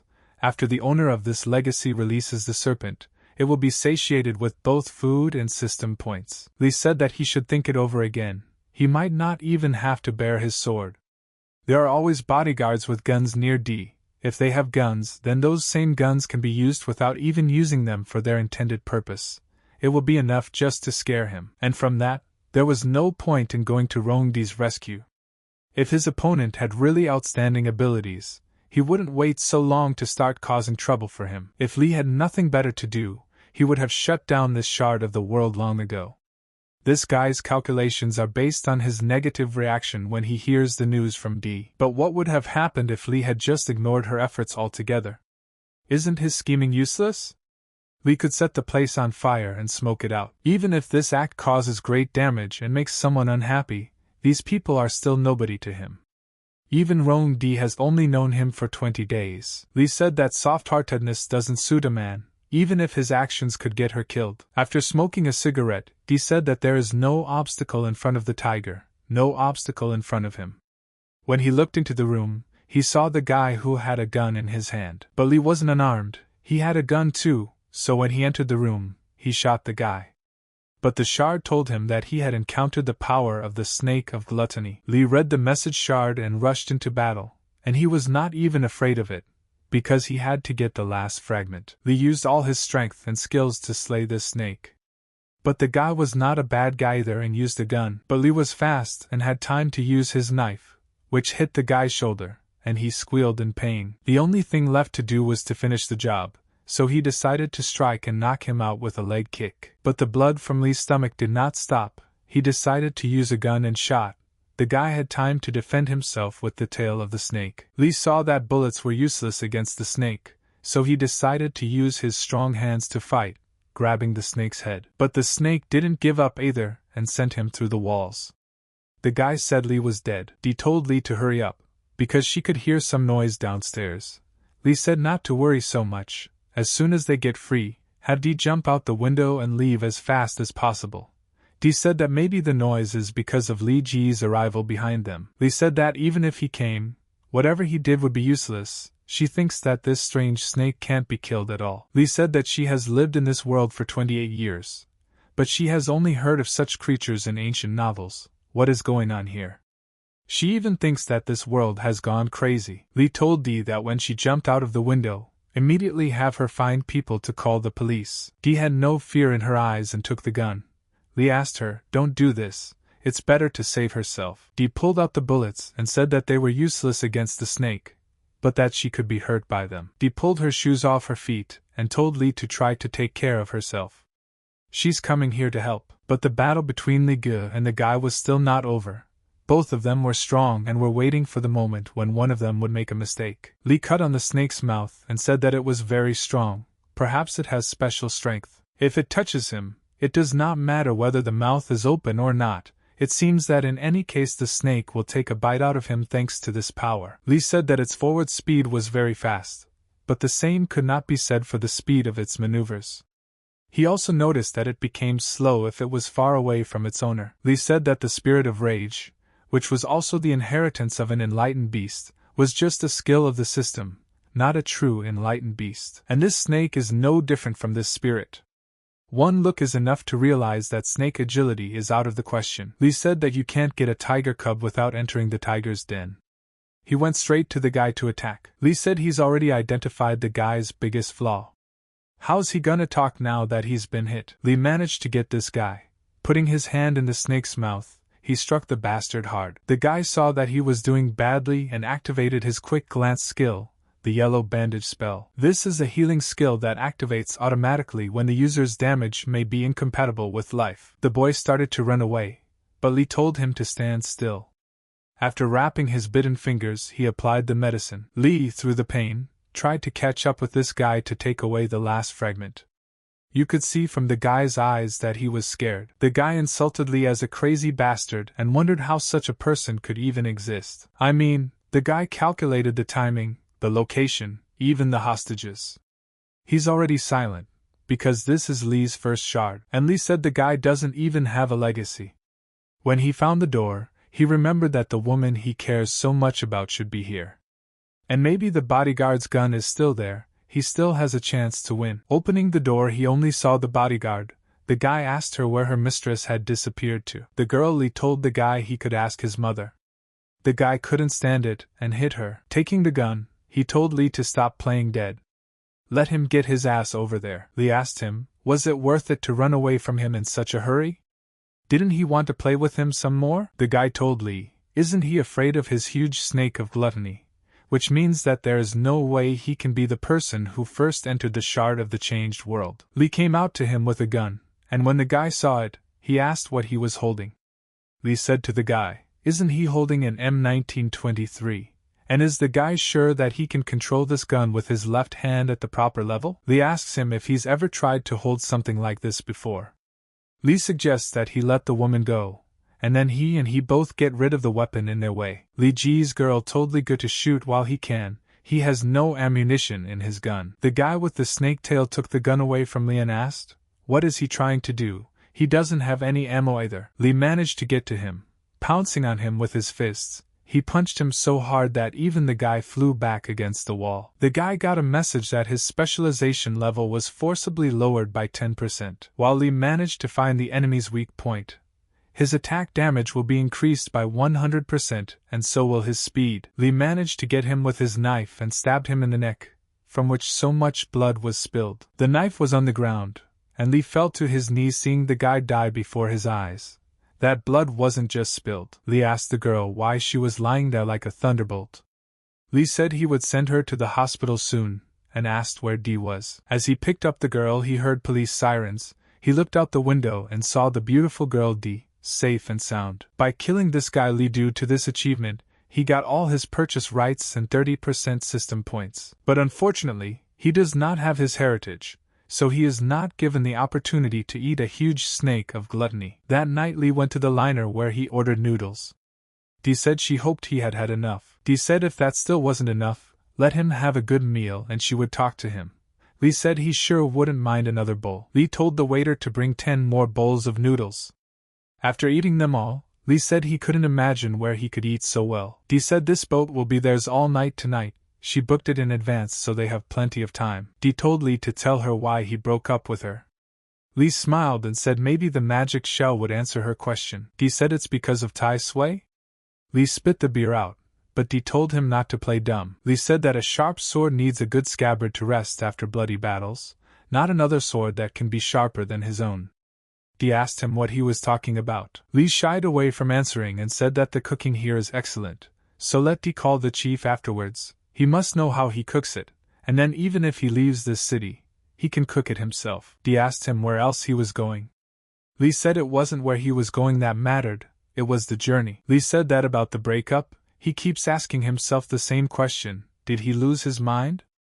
After all, Dee has a cute voice, a hot body and a lot of money. All he had to do was put her to sleep, take the money, get the hell out of here. Who could find him? The guy realized that he did not know exactly when, but at one point he made a vow to himself that this good girl, he would never hurt. Li said he thought Dee was playing him at first. Dee said who would play him. Dee told him to go since he'd had enough. Dee asked him if the guy had wanted to talk to her about it all along. Li said that in gratitude for her rescue, let her do him a favor, he has a roommate. But suddenly Dee couldn't resist and kissed him. When Li came to the new apartment, he told Sue to try the pork he had cooked for her. He really tried hard. Sue got angry and asked Li where he was last night. Li said he had some personal business to take care of. Li said that he had taken care of all the formalities, and Sue could now go to school. The guy told the girl that he would introduce her to a very distant relative of her family. It took him a lot of effort to find her. She's ready to be her guardian.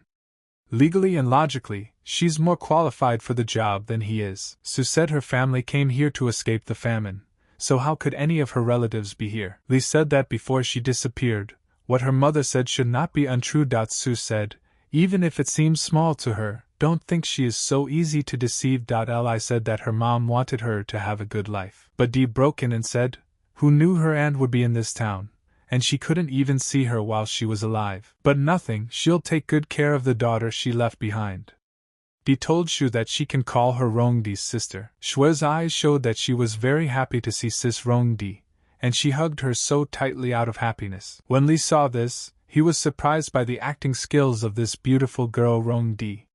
He even got a little excited. After sleeping with Li, Dee said that little Sue, quite very interesting. Li told the girl that she is her cousin. Li said he hoped that in the future he wouldn't be in a situation where someone would tell her that she had no relatives, that she was abandoned, that she had no mother, but that she shouldn't be spoiled too much and should finish her studies first. Dee said that with Li's damaged right arm, it would be very difficult for him to defeat that boy. Wang Jiangyu, with his heritage as a huge gluttonous serpent, is indeed a dangerous opponent, but Wang's own fighting skills leave much to be desired. Sometimes even his erratic command interferes with his natural hunting instinct. A huge snake of gluttony. And even the fragility of the human body proves that in death there are too many weak points, striking which can take a person's life almost instantly. If, let's say, Xiao and Ban, the latter is likely to win, then in the confrontation between Bu and Ban, the latter will not necessarily be stronger. All because they will use the power of legacies in their confrontation. In other words, Wu's legacy attacks would likely be quite effective against the gluttony serpent. And still, thought Li, after all, life is not a computer game. Here opponents in the future will be many times stronger than those that he has already defeated. After all, each person has its own way to victory, and the outcome is affected by both intelligence and strength and banal luck. At the end of this shard of a changing world, he too will have a chance to have his own legacy, just as Wu and Wang once did. Li asked the girl if she wanted him to win. Dee said of course. Li said he would definitely beat him then. Red Devil said that Xiao used 8 neo-knives of mana. Is Li still sure after that? The Red Devil asked if Li still wanted to use the sword. Li said that unfortunately he had injured his arm, and although the sword that Tai offered him was an excellent item, it would require too much energy, so he wanted to change some things. Red asked the guy what he had decided. Li said that Bagua had a kind of family weapon for checking meridians. From the side, this weapon looks like a slightly deformed mathematical X sign, and there is a special gap between the two blades. Tai asked the guy, would he use one of his left hands? Li said that was more than enough.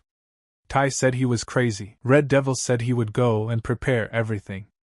And Li Tai was left there thinking about the fight. Red said that Zayun Yanyu is a paired weapon, he is only going to use one left hand, which is also not his main hand. He thinks that his chances of winning are too small. Li said that he had been in this city for so long, but he had never fought a Red Devil.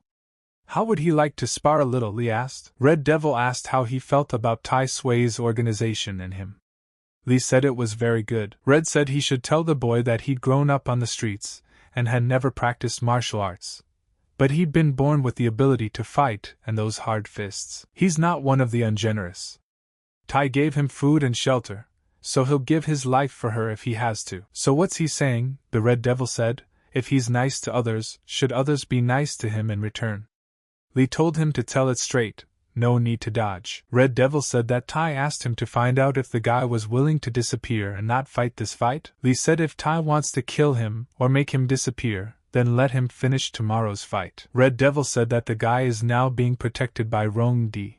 Would he dare to touch him at all? Li knew that from the first day he was here, this guy cared for him. Let the guy show him something.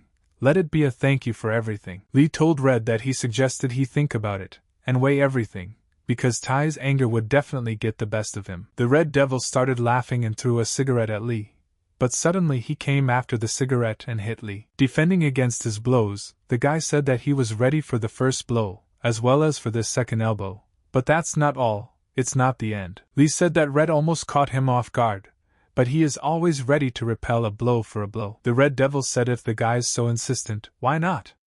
And so they fought, fist to fist. But suddenly Tai came in and told them to stop, which then Li started laughing.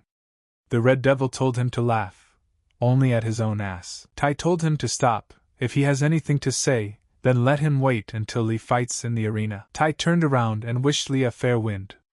Li had a serious injury to his right arm, and his strength level was 82%. As he prepared for battle, the guy said that it was ajar during this month, most likely due to the constant dangerous fights.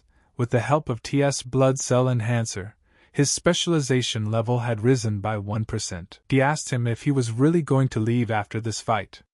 Li asked her how she knew that. Dee said she checked his bank account, he withdrew all the money, and somehow she doesn't think he spent 5 million. Li took out a box from his pocket and told her to take it. Dee was so happy and asked if it was his ancestors. Li said he bought it yesterday. She can use it to smoke, and then her hands won't smell like cigarette smoke anymore. Moreover, she should look very good when she will use this thing. After all, she has the appearance of a real movie star. Dee asked him when he would be back.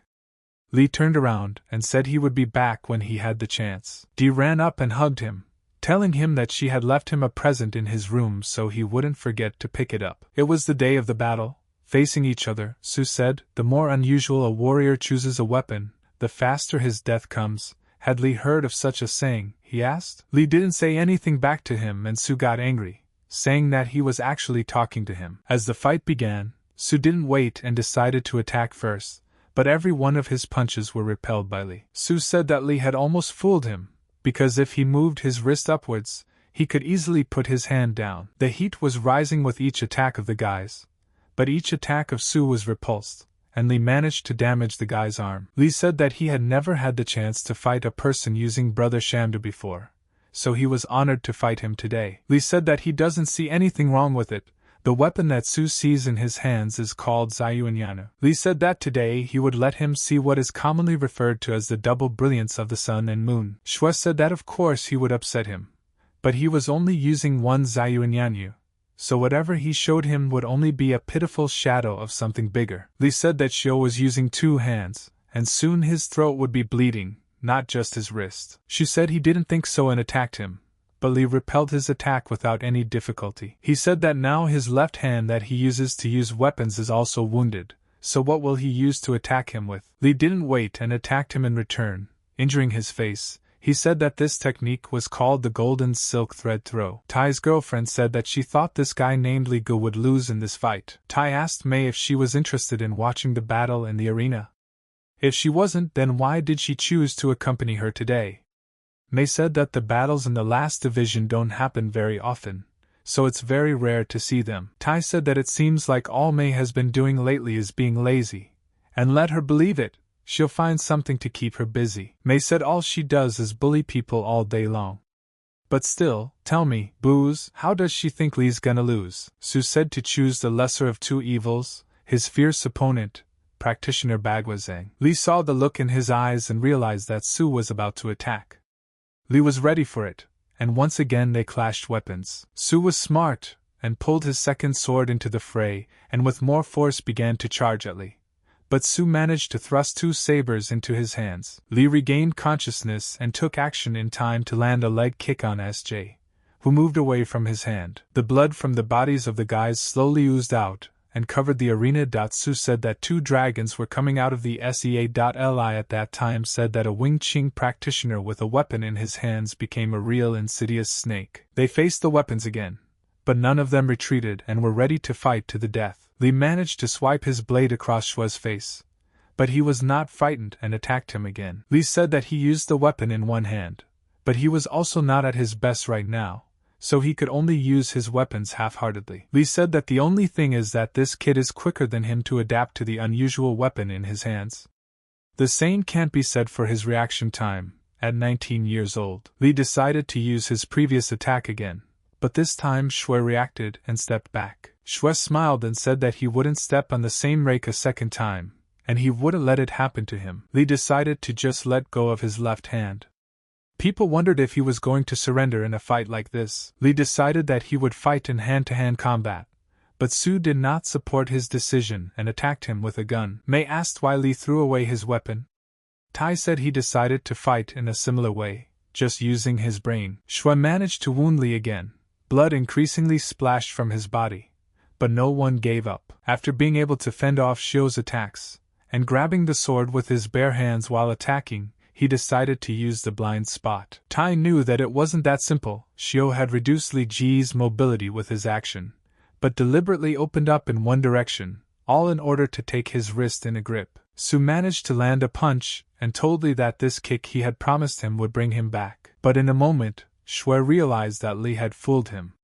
This blow, it was not strong at all. Because of this, Li almost didn't fly off. Instead he put his left foot on the ground and jumped up. And twisting the neck of Su, Li was on top of him. But Su was confused and took a weapon to fight. But Li said he was boring. Let him not break the rules anymore. Su said that he lost. Li advised him to go to the hospital soon. His other eye can still be saved. If he becomes blind at such a young age, it will make him useless. An ambulance rushed over and took Shu to the hospital. And Li entered the arena and raised his hand like a winner. Red knew that when Li tossed this child into the air, it was clear that if he resisted, his neck would be broken, and if he didn't, he would be defeated. Either die or accept defeat. But this asshole was still angry about his defeat. Those who hurt others, knowing that they have already lost, deserve only death, said the Red Devil. Grandpa Shu said to take him to the hospital, and starting today, he forbids anyone from their dojo to visit Kowloon Fortress City. Li received a notification that all the tasks had been completed in this shard of the world-changing world.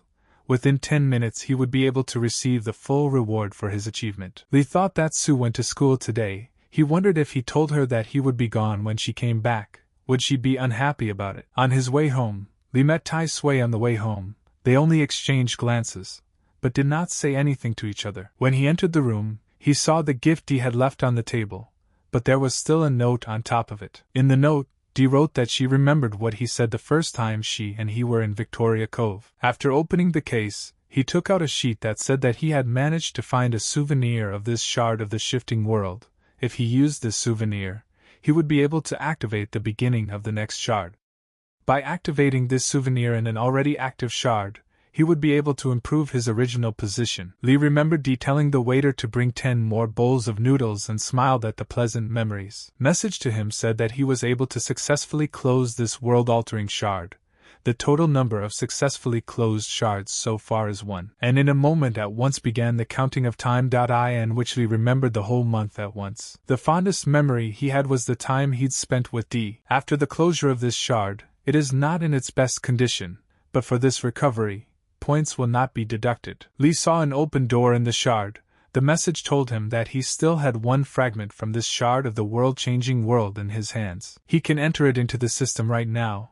If he accepts it, his final purchase rights will be increased. The guy decided to enter it. He got the purchase rights to increase by 10% and the limit of 200% was reached. Also he exchanged 20 gold scrolls for system points. This gave him 2,000 system points. Lee received a special award for completing this shard.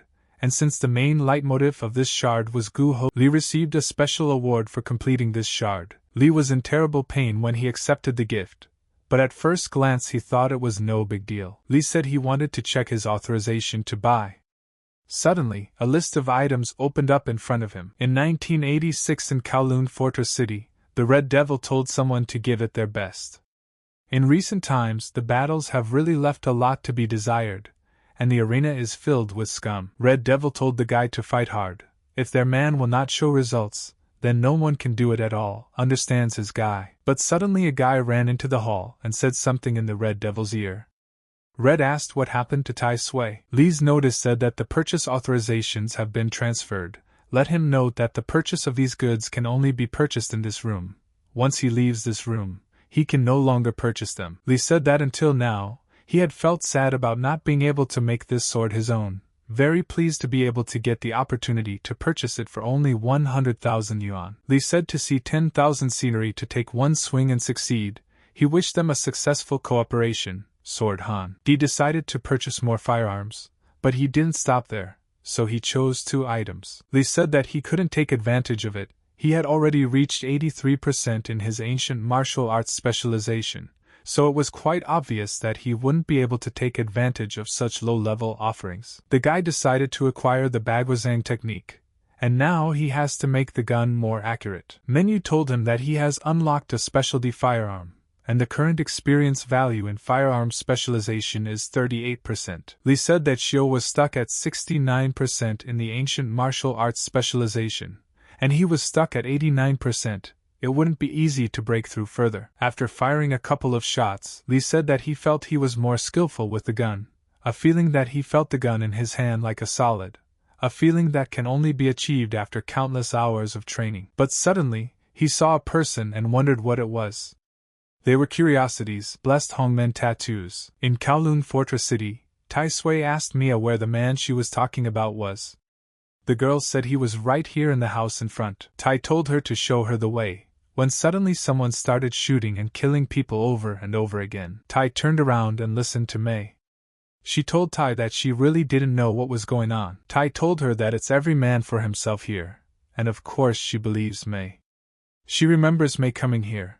Back then any man could ask her out for just 200 yuan. Mei said that Tai said she wanted to follow her, and she believed her. Tai said that she has spent so many years with her. How can she not believe her? Tai told her that he knows how hard it is for her to look for her brother alone. Even if she encounters difficulties, let him just tell her. Mei started crying and told Tai that she had to do it. They kidnapped his brother. Mei fell to her knees and started crying loudly, tears flowing like a bucket. Tai asked her, so she admits it? Mei was decapitated before she could say a word. Tai told the Red Devil to stay and remove the body, and the others could go back. Only one blessed Hongman tattoo could be purchased in the curiosities section. The effect was to reduce the damage received from gunshot wounds by 5%. Lee said that in order to acquire the essence of firearms, he had to spend 200 system points, while the same ability requires 1,100 system points. Having acquired this skill, Lee as if reborn, and said that it turns out his name is Hongdun. But to him popped up the skill spell Yellow Bandages. The guy said that this skill to have it is almost the same as having a second life. Unfortunately he can't acquire it. He has to acquire this spectacular skill, but it's still not bad. Having it is almost the same as having a field medic on hand. However, he doesn't even need to use bandages or anti-inflammatory medications with this one. Lee said that this is all he can acquire. He doesn't even know whether to laugh or cry that he can't spend all his points. The guy decided to use an ES amplifier to recreate blood cells when a clown jumped out and started calling him names. The guy couldn't help himself and destroyed it, but suddenly an artifact fell into his hands. It was a blood-soaked scrap of black magic.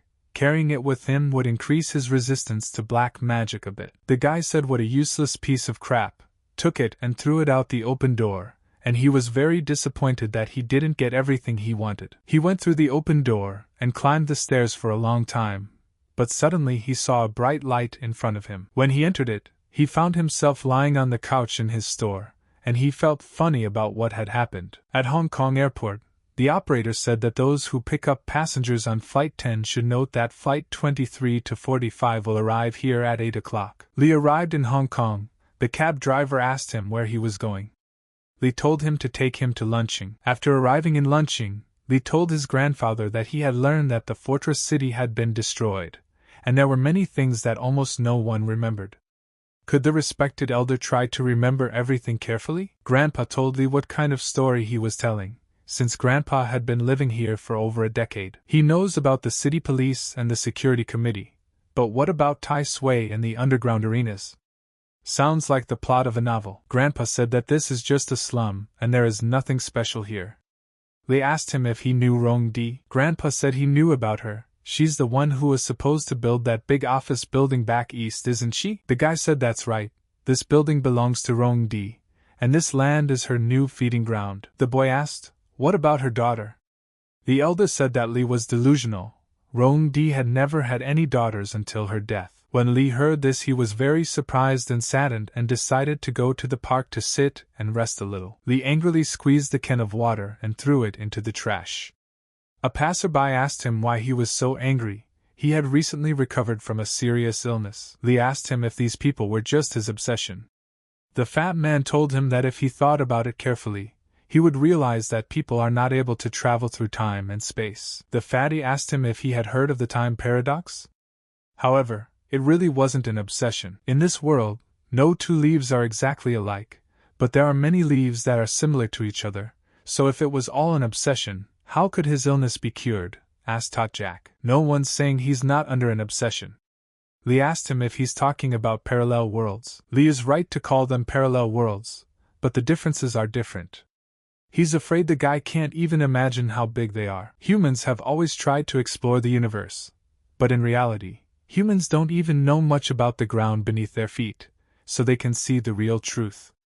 And they have omitted the infinite possibilities of the future. The fat man said that in his last theory, Stephen Hawking, who recently passed away, tried to prove the existence of parallel universes. So he assumed that in one of the many worlds, he is fully healthy, loves to run and plays sports. Lee told him that he didn't really understand what the fat man wanted to tell him.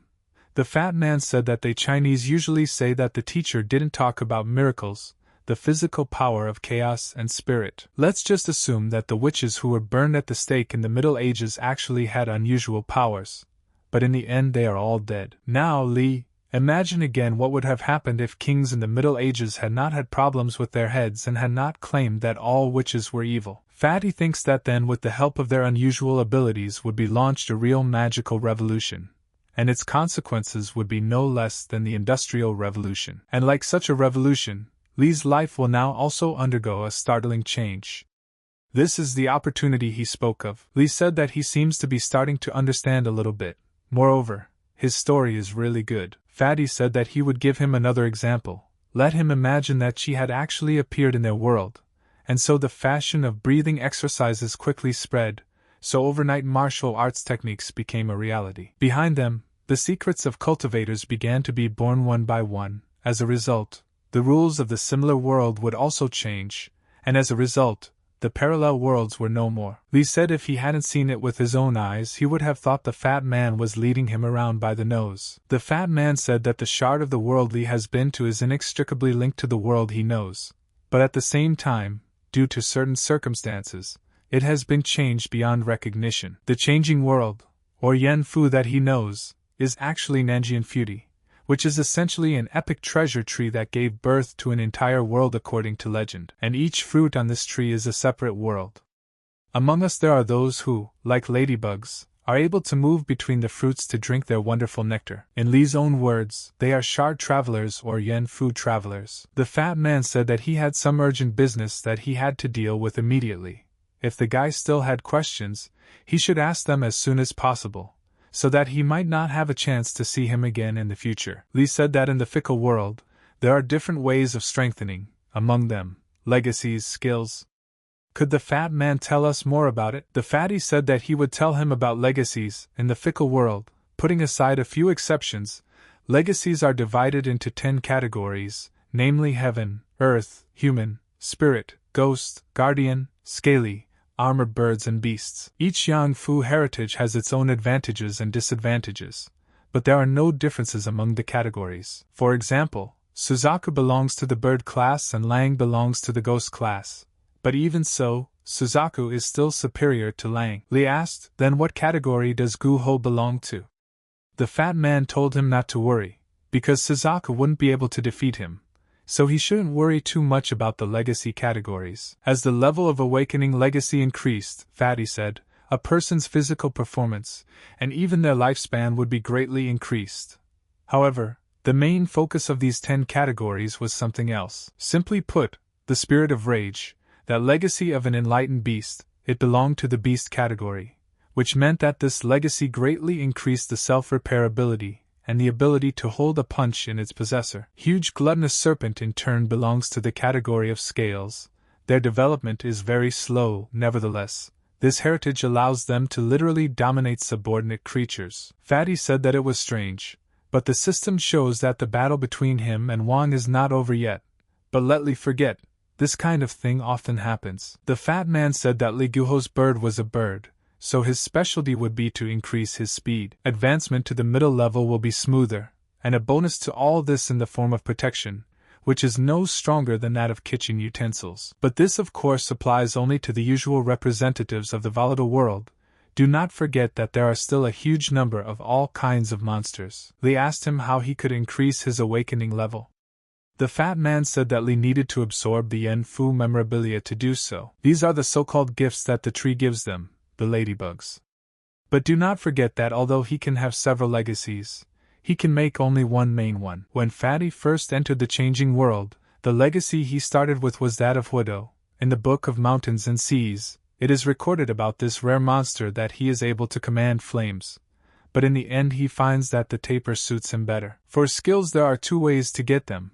One way to get a skill is to increase the level of awakening legacy that Li already has. The second way is to buy the skill directly from the system store. But in this case, you should pay attention to the following. Sometimes some skills conflict with each other. Less often the conflict may arise and at all between the skill and heritage. True Li will be notified of this by the system. It just needs to be pointed out.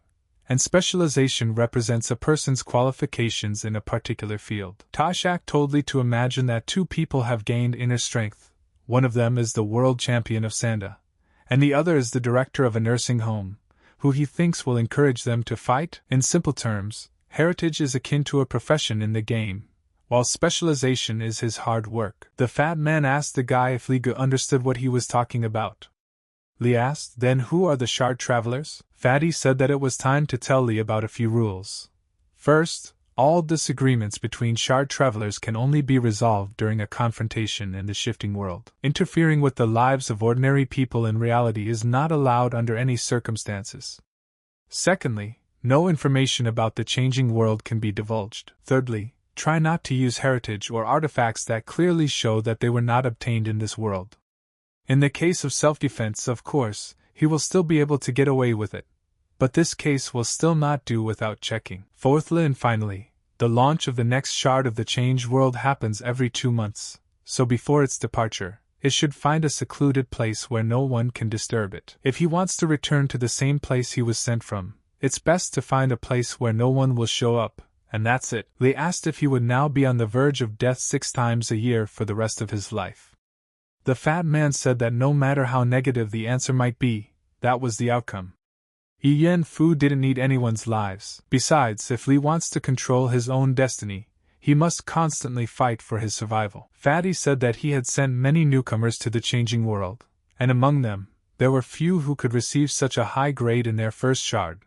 Now he could wish Li good luck, and he hoped that this luck wouldn't leave him too quickly. The fat man said those who stumble are worse than insects.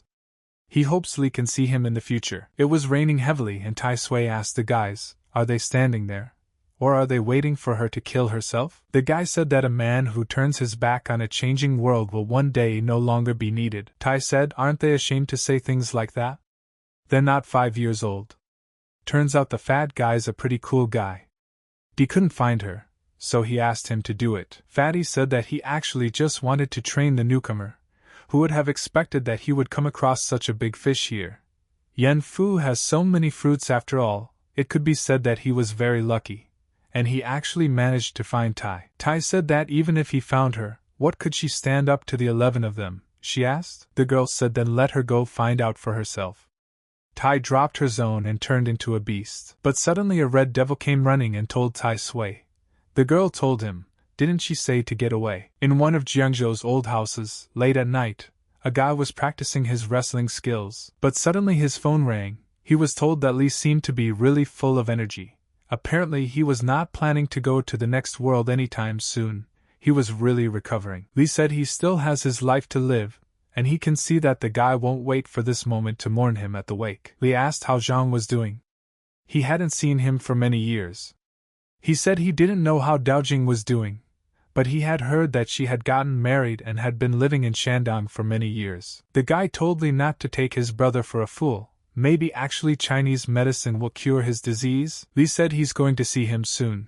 The guy said that's great news, he'll ask his sister-in-law to organize a great table. Li said that the Yen Fu Tree Traveler will open another shard very soon.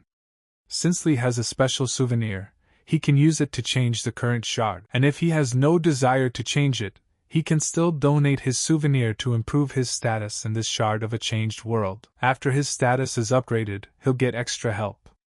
And Li said to donate. By sacrificing a souvenir, this sacrifice gave Li a higher status in this shard of a changed world. Li woke up lying on top of the corpses, he said, bleeding at the beginning, what a good sign. As the last battles within the country died down, Toyotomi, who had united Japan under his command, sent his troops to Korea. The army under the command of great generals, built up over a century of warring provinces, finally decided to drink blood outside their own country. In 1 month, 3 Korean capitals fell, and all major roads were captured. Li's son managed to escape from Weiju, and sought help from his suzerain, the Ming dynasty of China. Emperor Wanli in the future war appointed Li as commander-in-chief of the Shaanxi army, son as minister of economy and strategy in the military department. Then 40,000 army stepped on the thin ice and headed for Pyongyang. But before the 40,000-strong army set off, Li Rusong asked Qi, with his small army of 3,000 men, to come to the imperial court, because Qi himself had already had experience of fighting the Japanese. At this time, gunpowder weapons were still rare, which means that the era where edged weapons dominate the battlefield was not yet over. However, due to incorrect information provided by the Korean side, their army was defeated and forced to return. Li said that the Imjin War was a troubled time. Li needed to hold out until the first trilateral peace talks. The Shard told Li that thanks to him he had avoided his fate for a long time. But now he wanted Li to repay his debt. Li thought he was talking about the events of those days. Li said that to compete with someone in the arena really sounds like fun, because it is not the same as going to the breakthrough, crashing into the ranks of the enemy army. The task this time is really much more difficult. Li said that heroes appear in troubled times, and the real winner is determined on the battlefield. The hero of this era, he really wants to meet him. His current identity is General Zhu's chief flag bearer. He has 3 flags under his command, which is approximately 20 people. Shard told him that the firearms he had purchased had been delivered. Let Li remember to carry them with him. And it's all because it can't be hidden, transferred to someone by creating a cache, because the remaining shell casings and all the other components will simply disappear when he gets 200 meters away from them. Li said that the gun and grenades can only be used as something unexpected, he can't rely on them too much. After all, they are not weapons of mass destruction. Li said to fight a strong opponent, you have to be strong yourself. Such a crushing battle. But he definitely shouldn't be the only one who survived. Li said that he should only get a glimpse. The Shard said that Nikomata, a beast type of uncleanness, has the ability to control corpses. Due to rotting attacks contain poison, whose danger level is light red. Li took a gun and aimed at the monster's head, but suddenly the bullet lodged in the monster's skull and fell. The monster pounced on Li, but the guy managed to pull out his sword. Li said that it was really incomprehensible. If he hadn't seen it with his own eyes, he would never have believed that they really existed. Li managed to push it away and drew his sword. He slashed the monster. But it didn't die and the guy kicked it. It was obvious from the monster's appearance that it was tired from its breathing. Li said that he shouldn't underestimate this monster. After all, this is both his world and not his. The monster decided to run away, but Li did not leave him, and said that no one would let him do it here. After cutting the monster in half, its upper torso was still alive and attacked the guy. The guy used the star body skill, which had an attack speed and attack power increase of 90%. Li successfully destroyed the werewolf, and he advanced in the process of completing one of the quests. But he noticed that this monster scratched his neck, when suddenly someone grabbed his leg. It was a live man who asked Li to help him. His name was Dan. He had a high fever and a moderate trauma. Li used the yellow bandages spell of restoring QI. Asked what his rank was. The guy said his name was Dan. He was the captain of the 6th Division of Qingwu, and he asked what his savior's name was. The guy said his name was Li, and he was the 2nd Division flag bearer of Qingwu. Dan said that this lowly man was greeting the master. Li told Tiansong what he thought. He didn't need to rant to him much about the current situation. He suggested that he inspected here. If they find any more survivors, he would try to save them. If they can't be saved, he suggests to ease their fate. Li said that their imperial army consisted of 1 million soldiers, and even if they were defeated, the imperial palace would inevitably return and take back what was rightfully theirs. Li told Dan that he saved his life. Tomorrow he'll take the lives of these traitors, so why get discouraged? Dan got down on one knee in front of Li. The guy asked him what he was doing. Dan said that he swore like this in the imperial court, and just like this, he had just bowed to his savior. The guy said that Dan is an ordinary person. He would even say that he is a little rough, has not very good eloquence. But if Mr. Standard Bearer does not dislike him, then this old Dan would like to give his life to his savior. Li said that today they were lucky to be with him, and now they are brothers in misfortune, at least as long as their lives are inextricably linked to him. Li suggests looking around first. Maybe they can even save a few more of their brothers. Li said that although the yellow chi restoration amulet could be used no more than 20 times, he should use it while he had the chance. In the midst of a complex and oppressive situation and the Mezan War, the power of a single person seems extremely insignificant, but the position of the standard bearer in such a situation is that he must make clear to the lazy bunch of people under his command. If gathered together they become agile tigers and ferocious dragons, which in turn can fight even on sharp needles, relying on the skills they have learned. But at the moment, he can only recruit the most reliable people to his team, all because he is afraid that otherwise, when he arrives at the main camp of the Ming Empire, he may be a pawn in front of the horse of the commander-in-chief. Suddenly, some guy asked for help, saying he was a centurion from the Qing division. In the future, he will definitely pay tribute to the high-ranking centurion, but writing Li will save him. Li raised a huge gun and told him that there was no need to panic. Honorable centurion, he would definitely save him, but first he wanted to know something. The centurion told him to hurry up. Li told the honorable centurion, right now all the brothers are scattered around the battlefield, and they are being attacked by these Japanese wacko, and it just so happens that he, because of his rank, may have the highest position among the brothers, which can help him lead them. And right now, Li doesn't quite understand how he should act. Could he, the honorable centurion, answer the question of how he plans to deal with his brothers later? The centurion said that first let Li remove this thing. Let him call more people and remove it, otherwise he will skate away from the pain. Li said that there was no need for that. Li lifted this huge gun from Sotnik's back and released it. Li said that he thought the best thing to do now was to gather all the brothers and go in search of the main force in the direction of the Yilijiang River. The centurion asked the guy if he was out of his mind. There were at least 10,000 wacko on the Korean borders, and given that, they would be wiped out before they even set out. Li asked what the honorable centurion had in mind.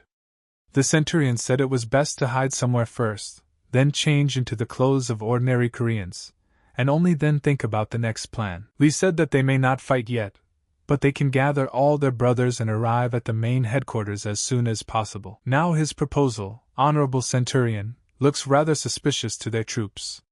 The Centurion asked, "What does the guy even understand?" "It's called a strategy, which is based on retreat," Li said. "Should the Honorable Centurion think it over again?" The Centurion said that he was the person who had the highest rank in the entire battlefield, and would Li dare to disobey his orders? Li grabbed him by the throat, and said to the Honorable Centurion, "After all, he turned out to be an ignorant moron." Dan told the honored standard-bearer. Li asked what Brother Dan was up to. He said they were probably able to catch the Waco infiltrator. Li said that since it's a Waco infiltrator, he knows what to do with it. Why would he report it? Dan said that the man was hiding in a wooden barrel when he opened the lid, and he began to gibber something in Japanese. The guy said, "A respected soldier of the Imperial Army, this lowly man is just an ordinary interpreter from the Seoul city government, and he followed Deputy Commander Ja all the way to Pyongyang." Li said that the guy understands Japanese. The guy said that this lowly man went to sea with his father from the time he was a baby, where he learned a little Japanese and the Humhuza dialect. Li asked, "What is the name of this honorable brother?" The boy said that this lowly man had admired the culture of the Han family since he was a child, so his surname was Song, but because he was the second eldest in the family because of his respect for his second uncle, he decided to take the name Song. Li took him by the neck and said that he has a good name, because Song Tong is translated as in the belly of the enemy. He and his brothers just want to find a way to survive. And now they will travel south to return to their camp, and along the way they will be forced to take advantage of his mentor's terms. Song thanked in kind, he would have no problem helping them. Song said that these soldiers turned out to be pretty brave guys, even though Waco had practically taken over all of Korea's territory. But they were still willing to return to the main army camp. Sun said it's almost as if the Konishi that currently occupies Pyongyang is now a dead man. They're heading straight to their doom. Li said that this man standing in front of them now, although he shows a face like he respects us, has a black heart inside, and leaving such a person behind is like committing suicide. But if he knows about the threat, it is as easy as killing a chicken to end it. Li told Brother Tiansong that they are not familiar with this place, and it just so happens that they want to survive. But if they want to survive, they can't do without this man, so if he dares to even think of escaping, let him kill him immediately. Li looked at the men and said that they were wounded and exhausted, they couldn't fight, and if they met Waco on the way, it was all a waste of time. But it will be different, if they recover from their injuries. Their fighting ability can no longer be compared with the ability of one man, and in this case, his efforts will not be in vain. After all, the war is just beginning. Entering the small village, Song knocked and said that they were warriors from the Ming Empire army, coming here to fight these Japanese Waco. Grandpa told them to go to someone else, no need to cause him trouble. Li opened the door and told him he didn't want to be here. But Grandpa pulled out a knife and defended himself. Li told Sun to tell him that they were regular soldiers, not those lowly Japanese Waco. And one of their brothers was wounded and they needed a basin of hot water. Li told Su to warn him that they are not going to make jokes, nor do they understand the jokes themselves, but they are not going to intentionally ruin someone's quiet life. Li asked his brothers if anyone had any silver. The boy said that he had a pendant made of pure silver that his mother had given him a long time ago. Li told the fighters that they can search the place, pay attention to what they can use in the future, and don't forget the food. Li told the guy if he found the silver here, he could safely keep it. How much to embezzle? Let him decide for himself. After all, his pendant, Wanxing, is worth quite a lot of money. It would be a shame to lose it like this. Li said that it would be very difficult to break through the surroundings of such a large group. But suddenly he was told that Waco was coming here. Li told Wang that he should carry the injured brother to the kitchen, the others should immediately go down to the basement. Tianxiong should find clothes for them to change. The Waco soldiers entered the house. Opening the door, they started to search for people all over the house. Li activated a quick glance and said that they were both ordinary Waco, but their specialization had reached 70%. One of the Waco told Sun to come to him. Tian Shun told him if he dared to ask for their help, he would be the first to die. Waco asked him if he spoke Japanese. Sun said he knew a little, but not much. Waco asked why there were so many people in their family. Sun said it was their guests. Waco took cookies from the table and scattered them around. Waco approached Li and asked him if he knew Japanese.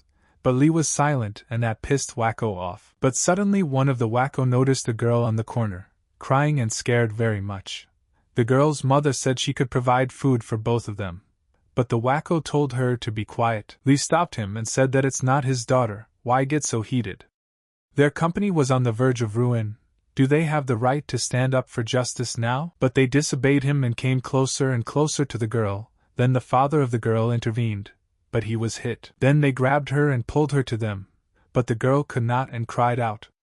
These people were so hungry that they stuck out their tongues. But suddenly the girl's mother ran out with a knife, and the guy couldn't take it anymore and told Waco that he had his ancestors on a merry-go-round. Waco drew his sword and tried to kill the guy as Li intervened and grabbed the weapon from his hands. Li didn't hesitate to slit his throat, the blood spurting so much that the whole house was stained with Waco. When the second Waco saw this, he let go of the girl and decided to attack Li.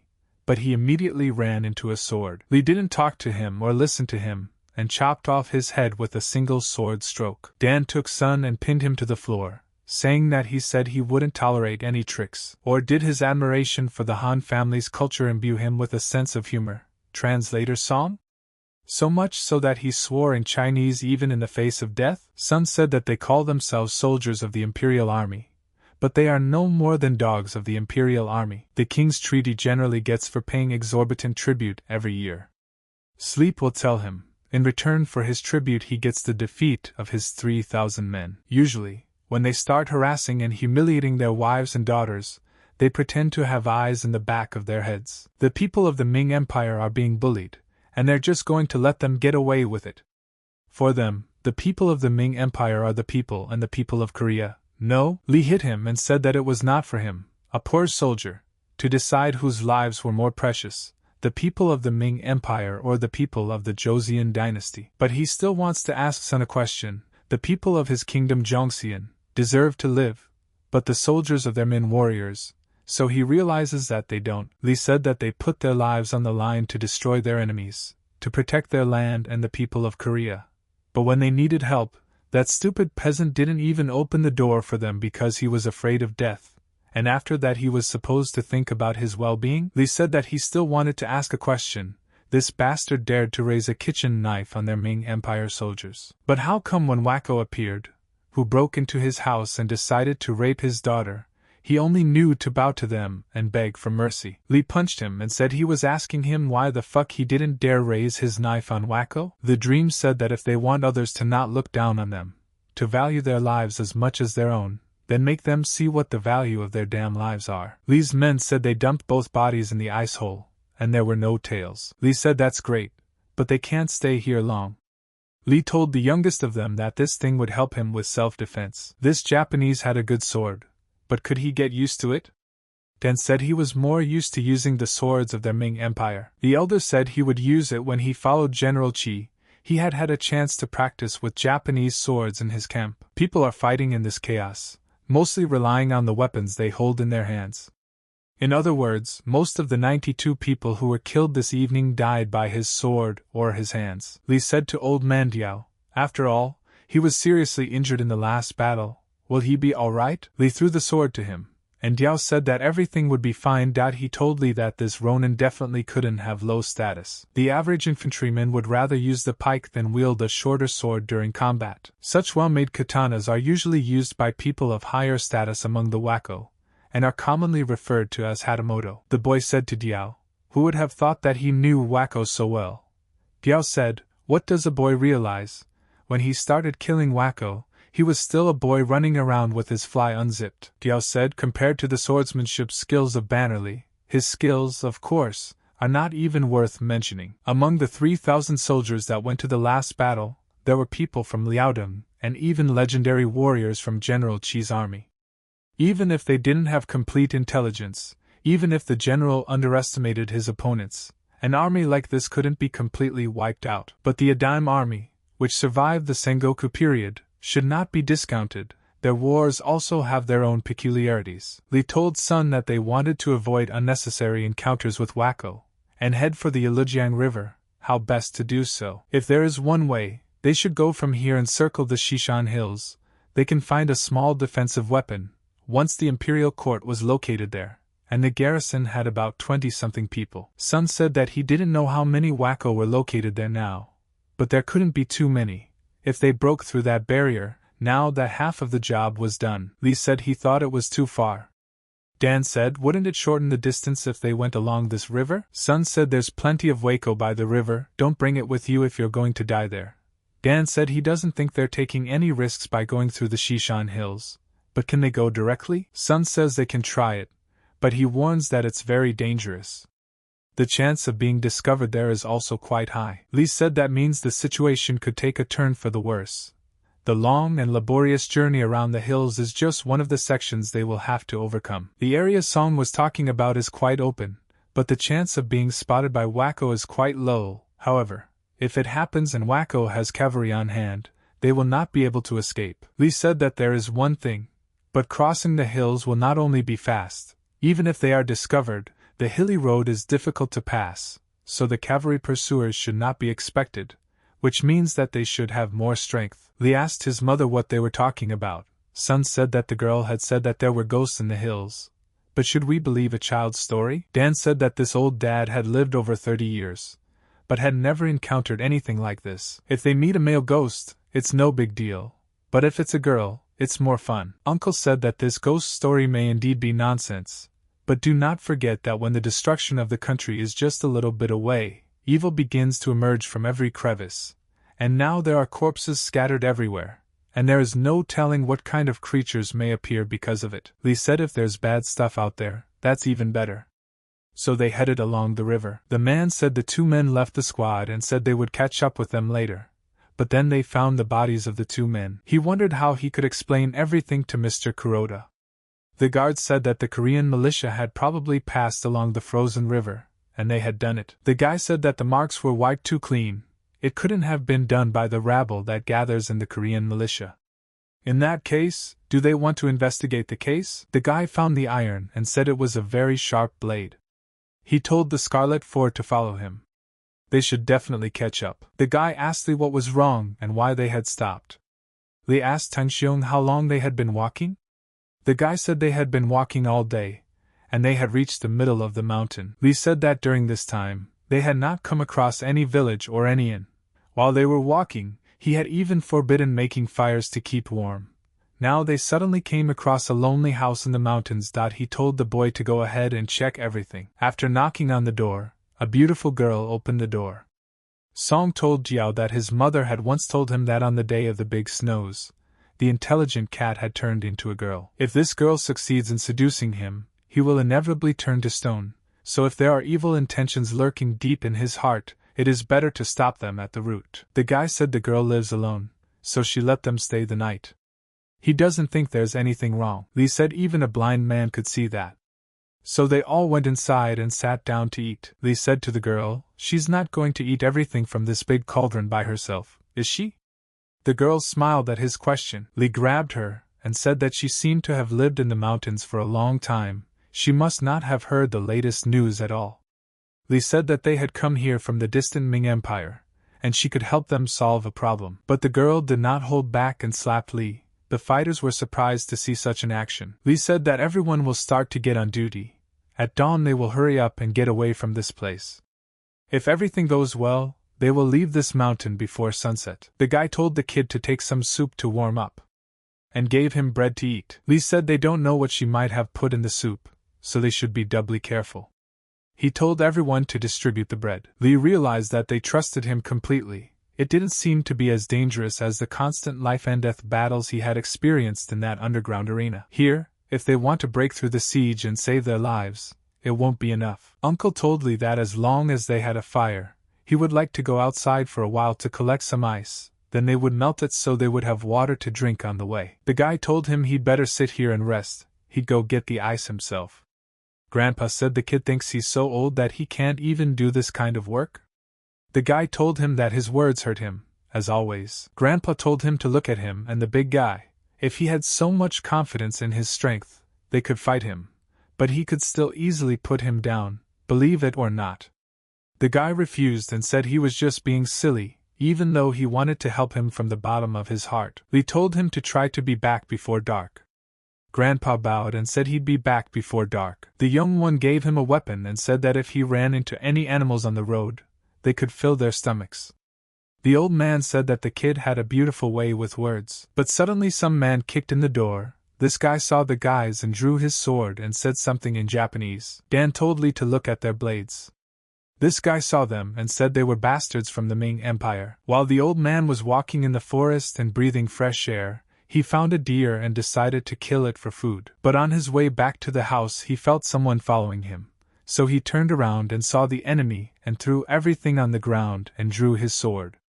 And called them the fucking Waco dogs. The guy didn't hold back when he heard that Japanese guy call them bastards of the Ming Empire, and pulled out his sword. The Japanese didn't wait for them either and drew their swords and went into battle. Their weapons were burning in flames as they clashed with the guy's weapons. Dan managed to save the man and told all the wounded and unarmed to get behind their backs so they wouldn't get hurt. But suddenly someone grabbed the boy with the gun and slowly strangled him. It was the girl who took them in. A Japanese man saw this and decided to cut the boy. But suddenly someone fired a shot and everyone froze. It was Lee. He told the Japanese that he had a pretty good blade. He asked what Lee was trying to accomplish by pointing his toy at him. He had already taken his one shot. Lee fired again and the bullet passed near the Japanese man's head. He was very surprised by it, because it could have hit him. Lee told him he could try again to guess whether or not he was out of ammo in his toy. The Japanese didn't listen to him, and tried to kill the boy again. Lee didn't wait and shot again. Lee said that there was something wrong with this guy. He aimed straight at his chest, but all 4 bullets were quickly deflected. Lee activated a quick glance, and saw that this Japanese man had the art of spirit cultivation. Threat level red. The Japanese asked how far the Ming Empire had advanced in the development of firearms so far. The Japanese said that something is wrong. Emperor Wanli's army is quite far away from Pyongyang, which means that they are the survivors of the recent battle who were able to get away from the battlefield. Dan said that this Waco bastard knows Chinese well. The Japanese said that means they went to the mountains to escape from possible searches, right? But Lee's men are badly wounded. Lee said that he only needed 1 shot to make 1 more dead body among them, so what could he do with his side? Lee shot at the enemy, but he managed to repel the bullet with his sword. Lee told his men to take 2 steps back. Lee said that when he shot at Chi-Bei, this kid was moving so fast that it was almost impossible to make out his movements. But when he shot at the samurai who was far away from him, this kid's speed was much slower. It's somewhat like a gluttonous serpent, but the only purpose of this serpent is to attack. This guy's ability is more like a curse. Lee said it was already dark. Uncle Diao should have returned long ago. This monster again decided to attack the child, when suddenly it was seized by the girl, and pressed her to her chest. The Japanese said they just have to wait for Yamamoto to come back and they'll do what they have to do. Lee said that they can't wait any longer. When suddenly the door opened, Diao told Lee that Wacko had already appeared on the mountain. Diao brought the head of this Wacko as Lee immediately shot at the samurai and hit. The Japanese told all his men to move back. Lee said he emptied his clip and drew his sword and told his men to kill them all. Dan tried to kill the samurai as his sword broke from the enemy's blow. The guy threw him another sword, and Dan deflected the samurai's blow. The battle was not for life, but to the death. No matter how hard it was, all fighters fought to the end to defeat these things. The clashing swords even made squeaking sounds and slices of flame. Li decided to attack the main Japanese. The Japanese realized that Lee from the Ming Empire is very strong, but this is not a reason to be discouraged, but to fight to the end. The Japanese man withstood Lee's blows, surprised that his hands were already drained, and shouted for Lee to attack him. While Dan fought like a true warrior, Lee told him to let the samurai go, followed by a sword thrust at him. Each fought as the last warrior and did not retreat, but their battle was on equal footing even though the samurai were outnumbered. But suddenly everything changed and Lee's fighters began to lose, accepting defeat with swords. Surrounding them and trying to protect people, guys said that their blades were very fast, while the samurai used the power of warrior spirit. Seeing his men's head, the samurai was surprised. The guy told Jiao to get away from here, but Diao drew his sword and pushed him away. Lee saw that his guys started to lose and he went to help. The Japanese didn't like it and said that they would regret it. Lee used Kong Ho Ken's 24 sword rotation style attack. The Japanese realized that he had fooled him. After killing the spirit, his tattoo began to burn with fire. but the Japanese man was very weak at the time and began to spit blood. The Japanese told Lee that if he wanted to catch bandits, he should start with the leader. Lee put his sword over his throat and told him to order his men to stop. The Japanese said that it seems like fate is thanking him, which means even 100 bastards like Lee are no match for him. And today he managed to catch a big fish. Lee told him to go, when suddenly a snake head came out and tried to bite Lee. Dan told Lee to finish what he started. The blood-soaked sword he took and cut off the Japanese man's head. Menu said that the target is destroyed when the skill is reactivated, the additional damage will be 0%, and the skill will be unavailable for an hour. Dan managed to stab the samurai and remove his sword. Trying to pull it out, the samurai held it tightly in his grasp. But suddenly the samurai attacked Dan with his sword and Lee ran up and stopped his attack with his sword. After analyzing them, Lee realized who they were. One was a warrior spirit, and the other was a soul-consuming spirit. Lee looked at them and told his men to let go of their weapons so they could help him break their formation. The samurai told Lee that he simply didn't have the ability to kill Mr. Chibei. The samurai probably said that Lee was just using some kind of ruse in their fight.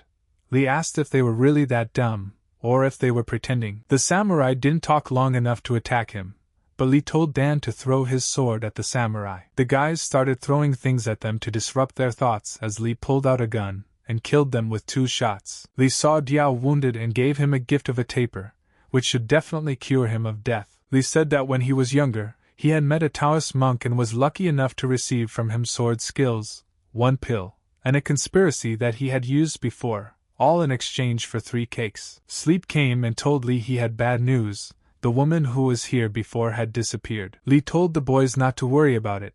It was better to let them rest while they had the chance. Tomorrow they still had to bury their fallen brothers. Lee fell asleep and suddenly in his head he began to hear screams, sounds. Opening his eyes, he was lying under a tree, as suddenly appeared that girl. She crept up from behind the tree with slow steps and placing her hand on his chest she healed his neck wound. The boy warrior suddenly woke up and started screaming. Dan said that he really saw a ghost above his head. The boy said that maybe it was some kind of immortal. Who knows what it was really like? The guy told the boy that he almost skated yesterday. Why is he so energetic today? Why is he smiling so much? Did he have an erotic dream? Lee asked Dan how long he'd been asleep. The guy said he'd been asleep for over 4 hours. And Lee, there really was a ghost here. The boy smiled and closed his eyes and saw that girl and told the boy to bring him a bowl of soup. He said he decided to check it out because he had samurai as his guards, which meant he couldn't be of low status. And it turns out he's the son of Kobayakawa. Lee said that the guy is the commander of the 6th Toyotomi Army. But doesn't that mean that killing his son is a great achievement? This achievement can help to move up at least 1 step in the army. Lee told everyone to rest, as they had been walking for more than half a day, and Song Tong had also put in a lot of effort, and when it came to merit and awards, he would definitely not forget his contribution as a translator. Lee told Dan not to worry so much. The old man wouldn't just give his life to them. The old man said that the ability to brag about life to the very end isn't always useful. The elder told Lee that he had made it clear to him that he did not want to drag them down any further. Lee said that he had made it clear to him that they would get him out of here. The elder was very badly injured, but he cut off the samurai's head anyway, so doesn't he want to be rewarded for it? If he doesn't want to ask anything for himself, should he think of his son? Dan said that back in the early years of his reign, the emperor had issued a decree stating that it was necessary to reduce the number of wako, and in order for the war to take care of that, there was a 20-coin bounty on Wako's head. For the head of samurai reward is all 100 coins, and the person who kills a samurai will receive the status of centurion in the army. Lee told him that he advised him not to worry about anything else. Deng said that old man Diao didn't mean to say anything like that. Lee said that it doesn't matter, pack up, the road to the camp will not be easy at all.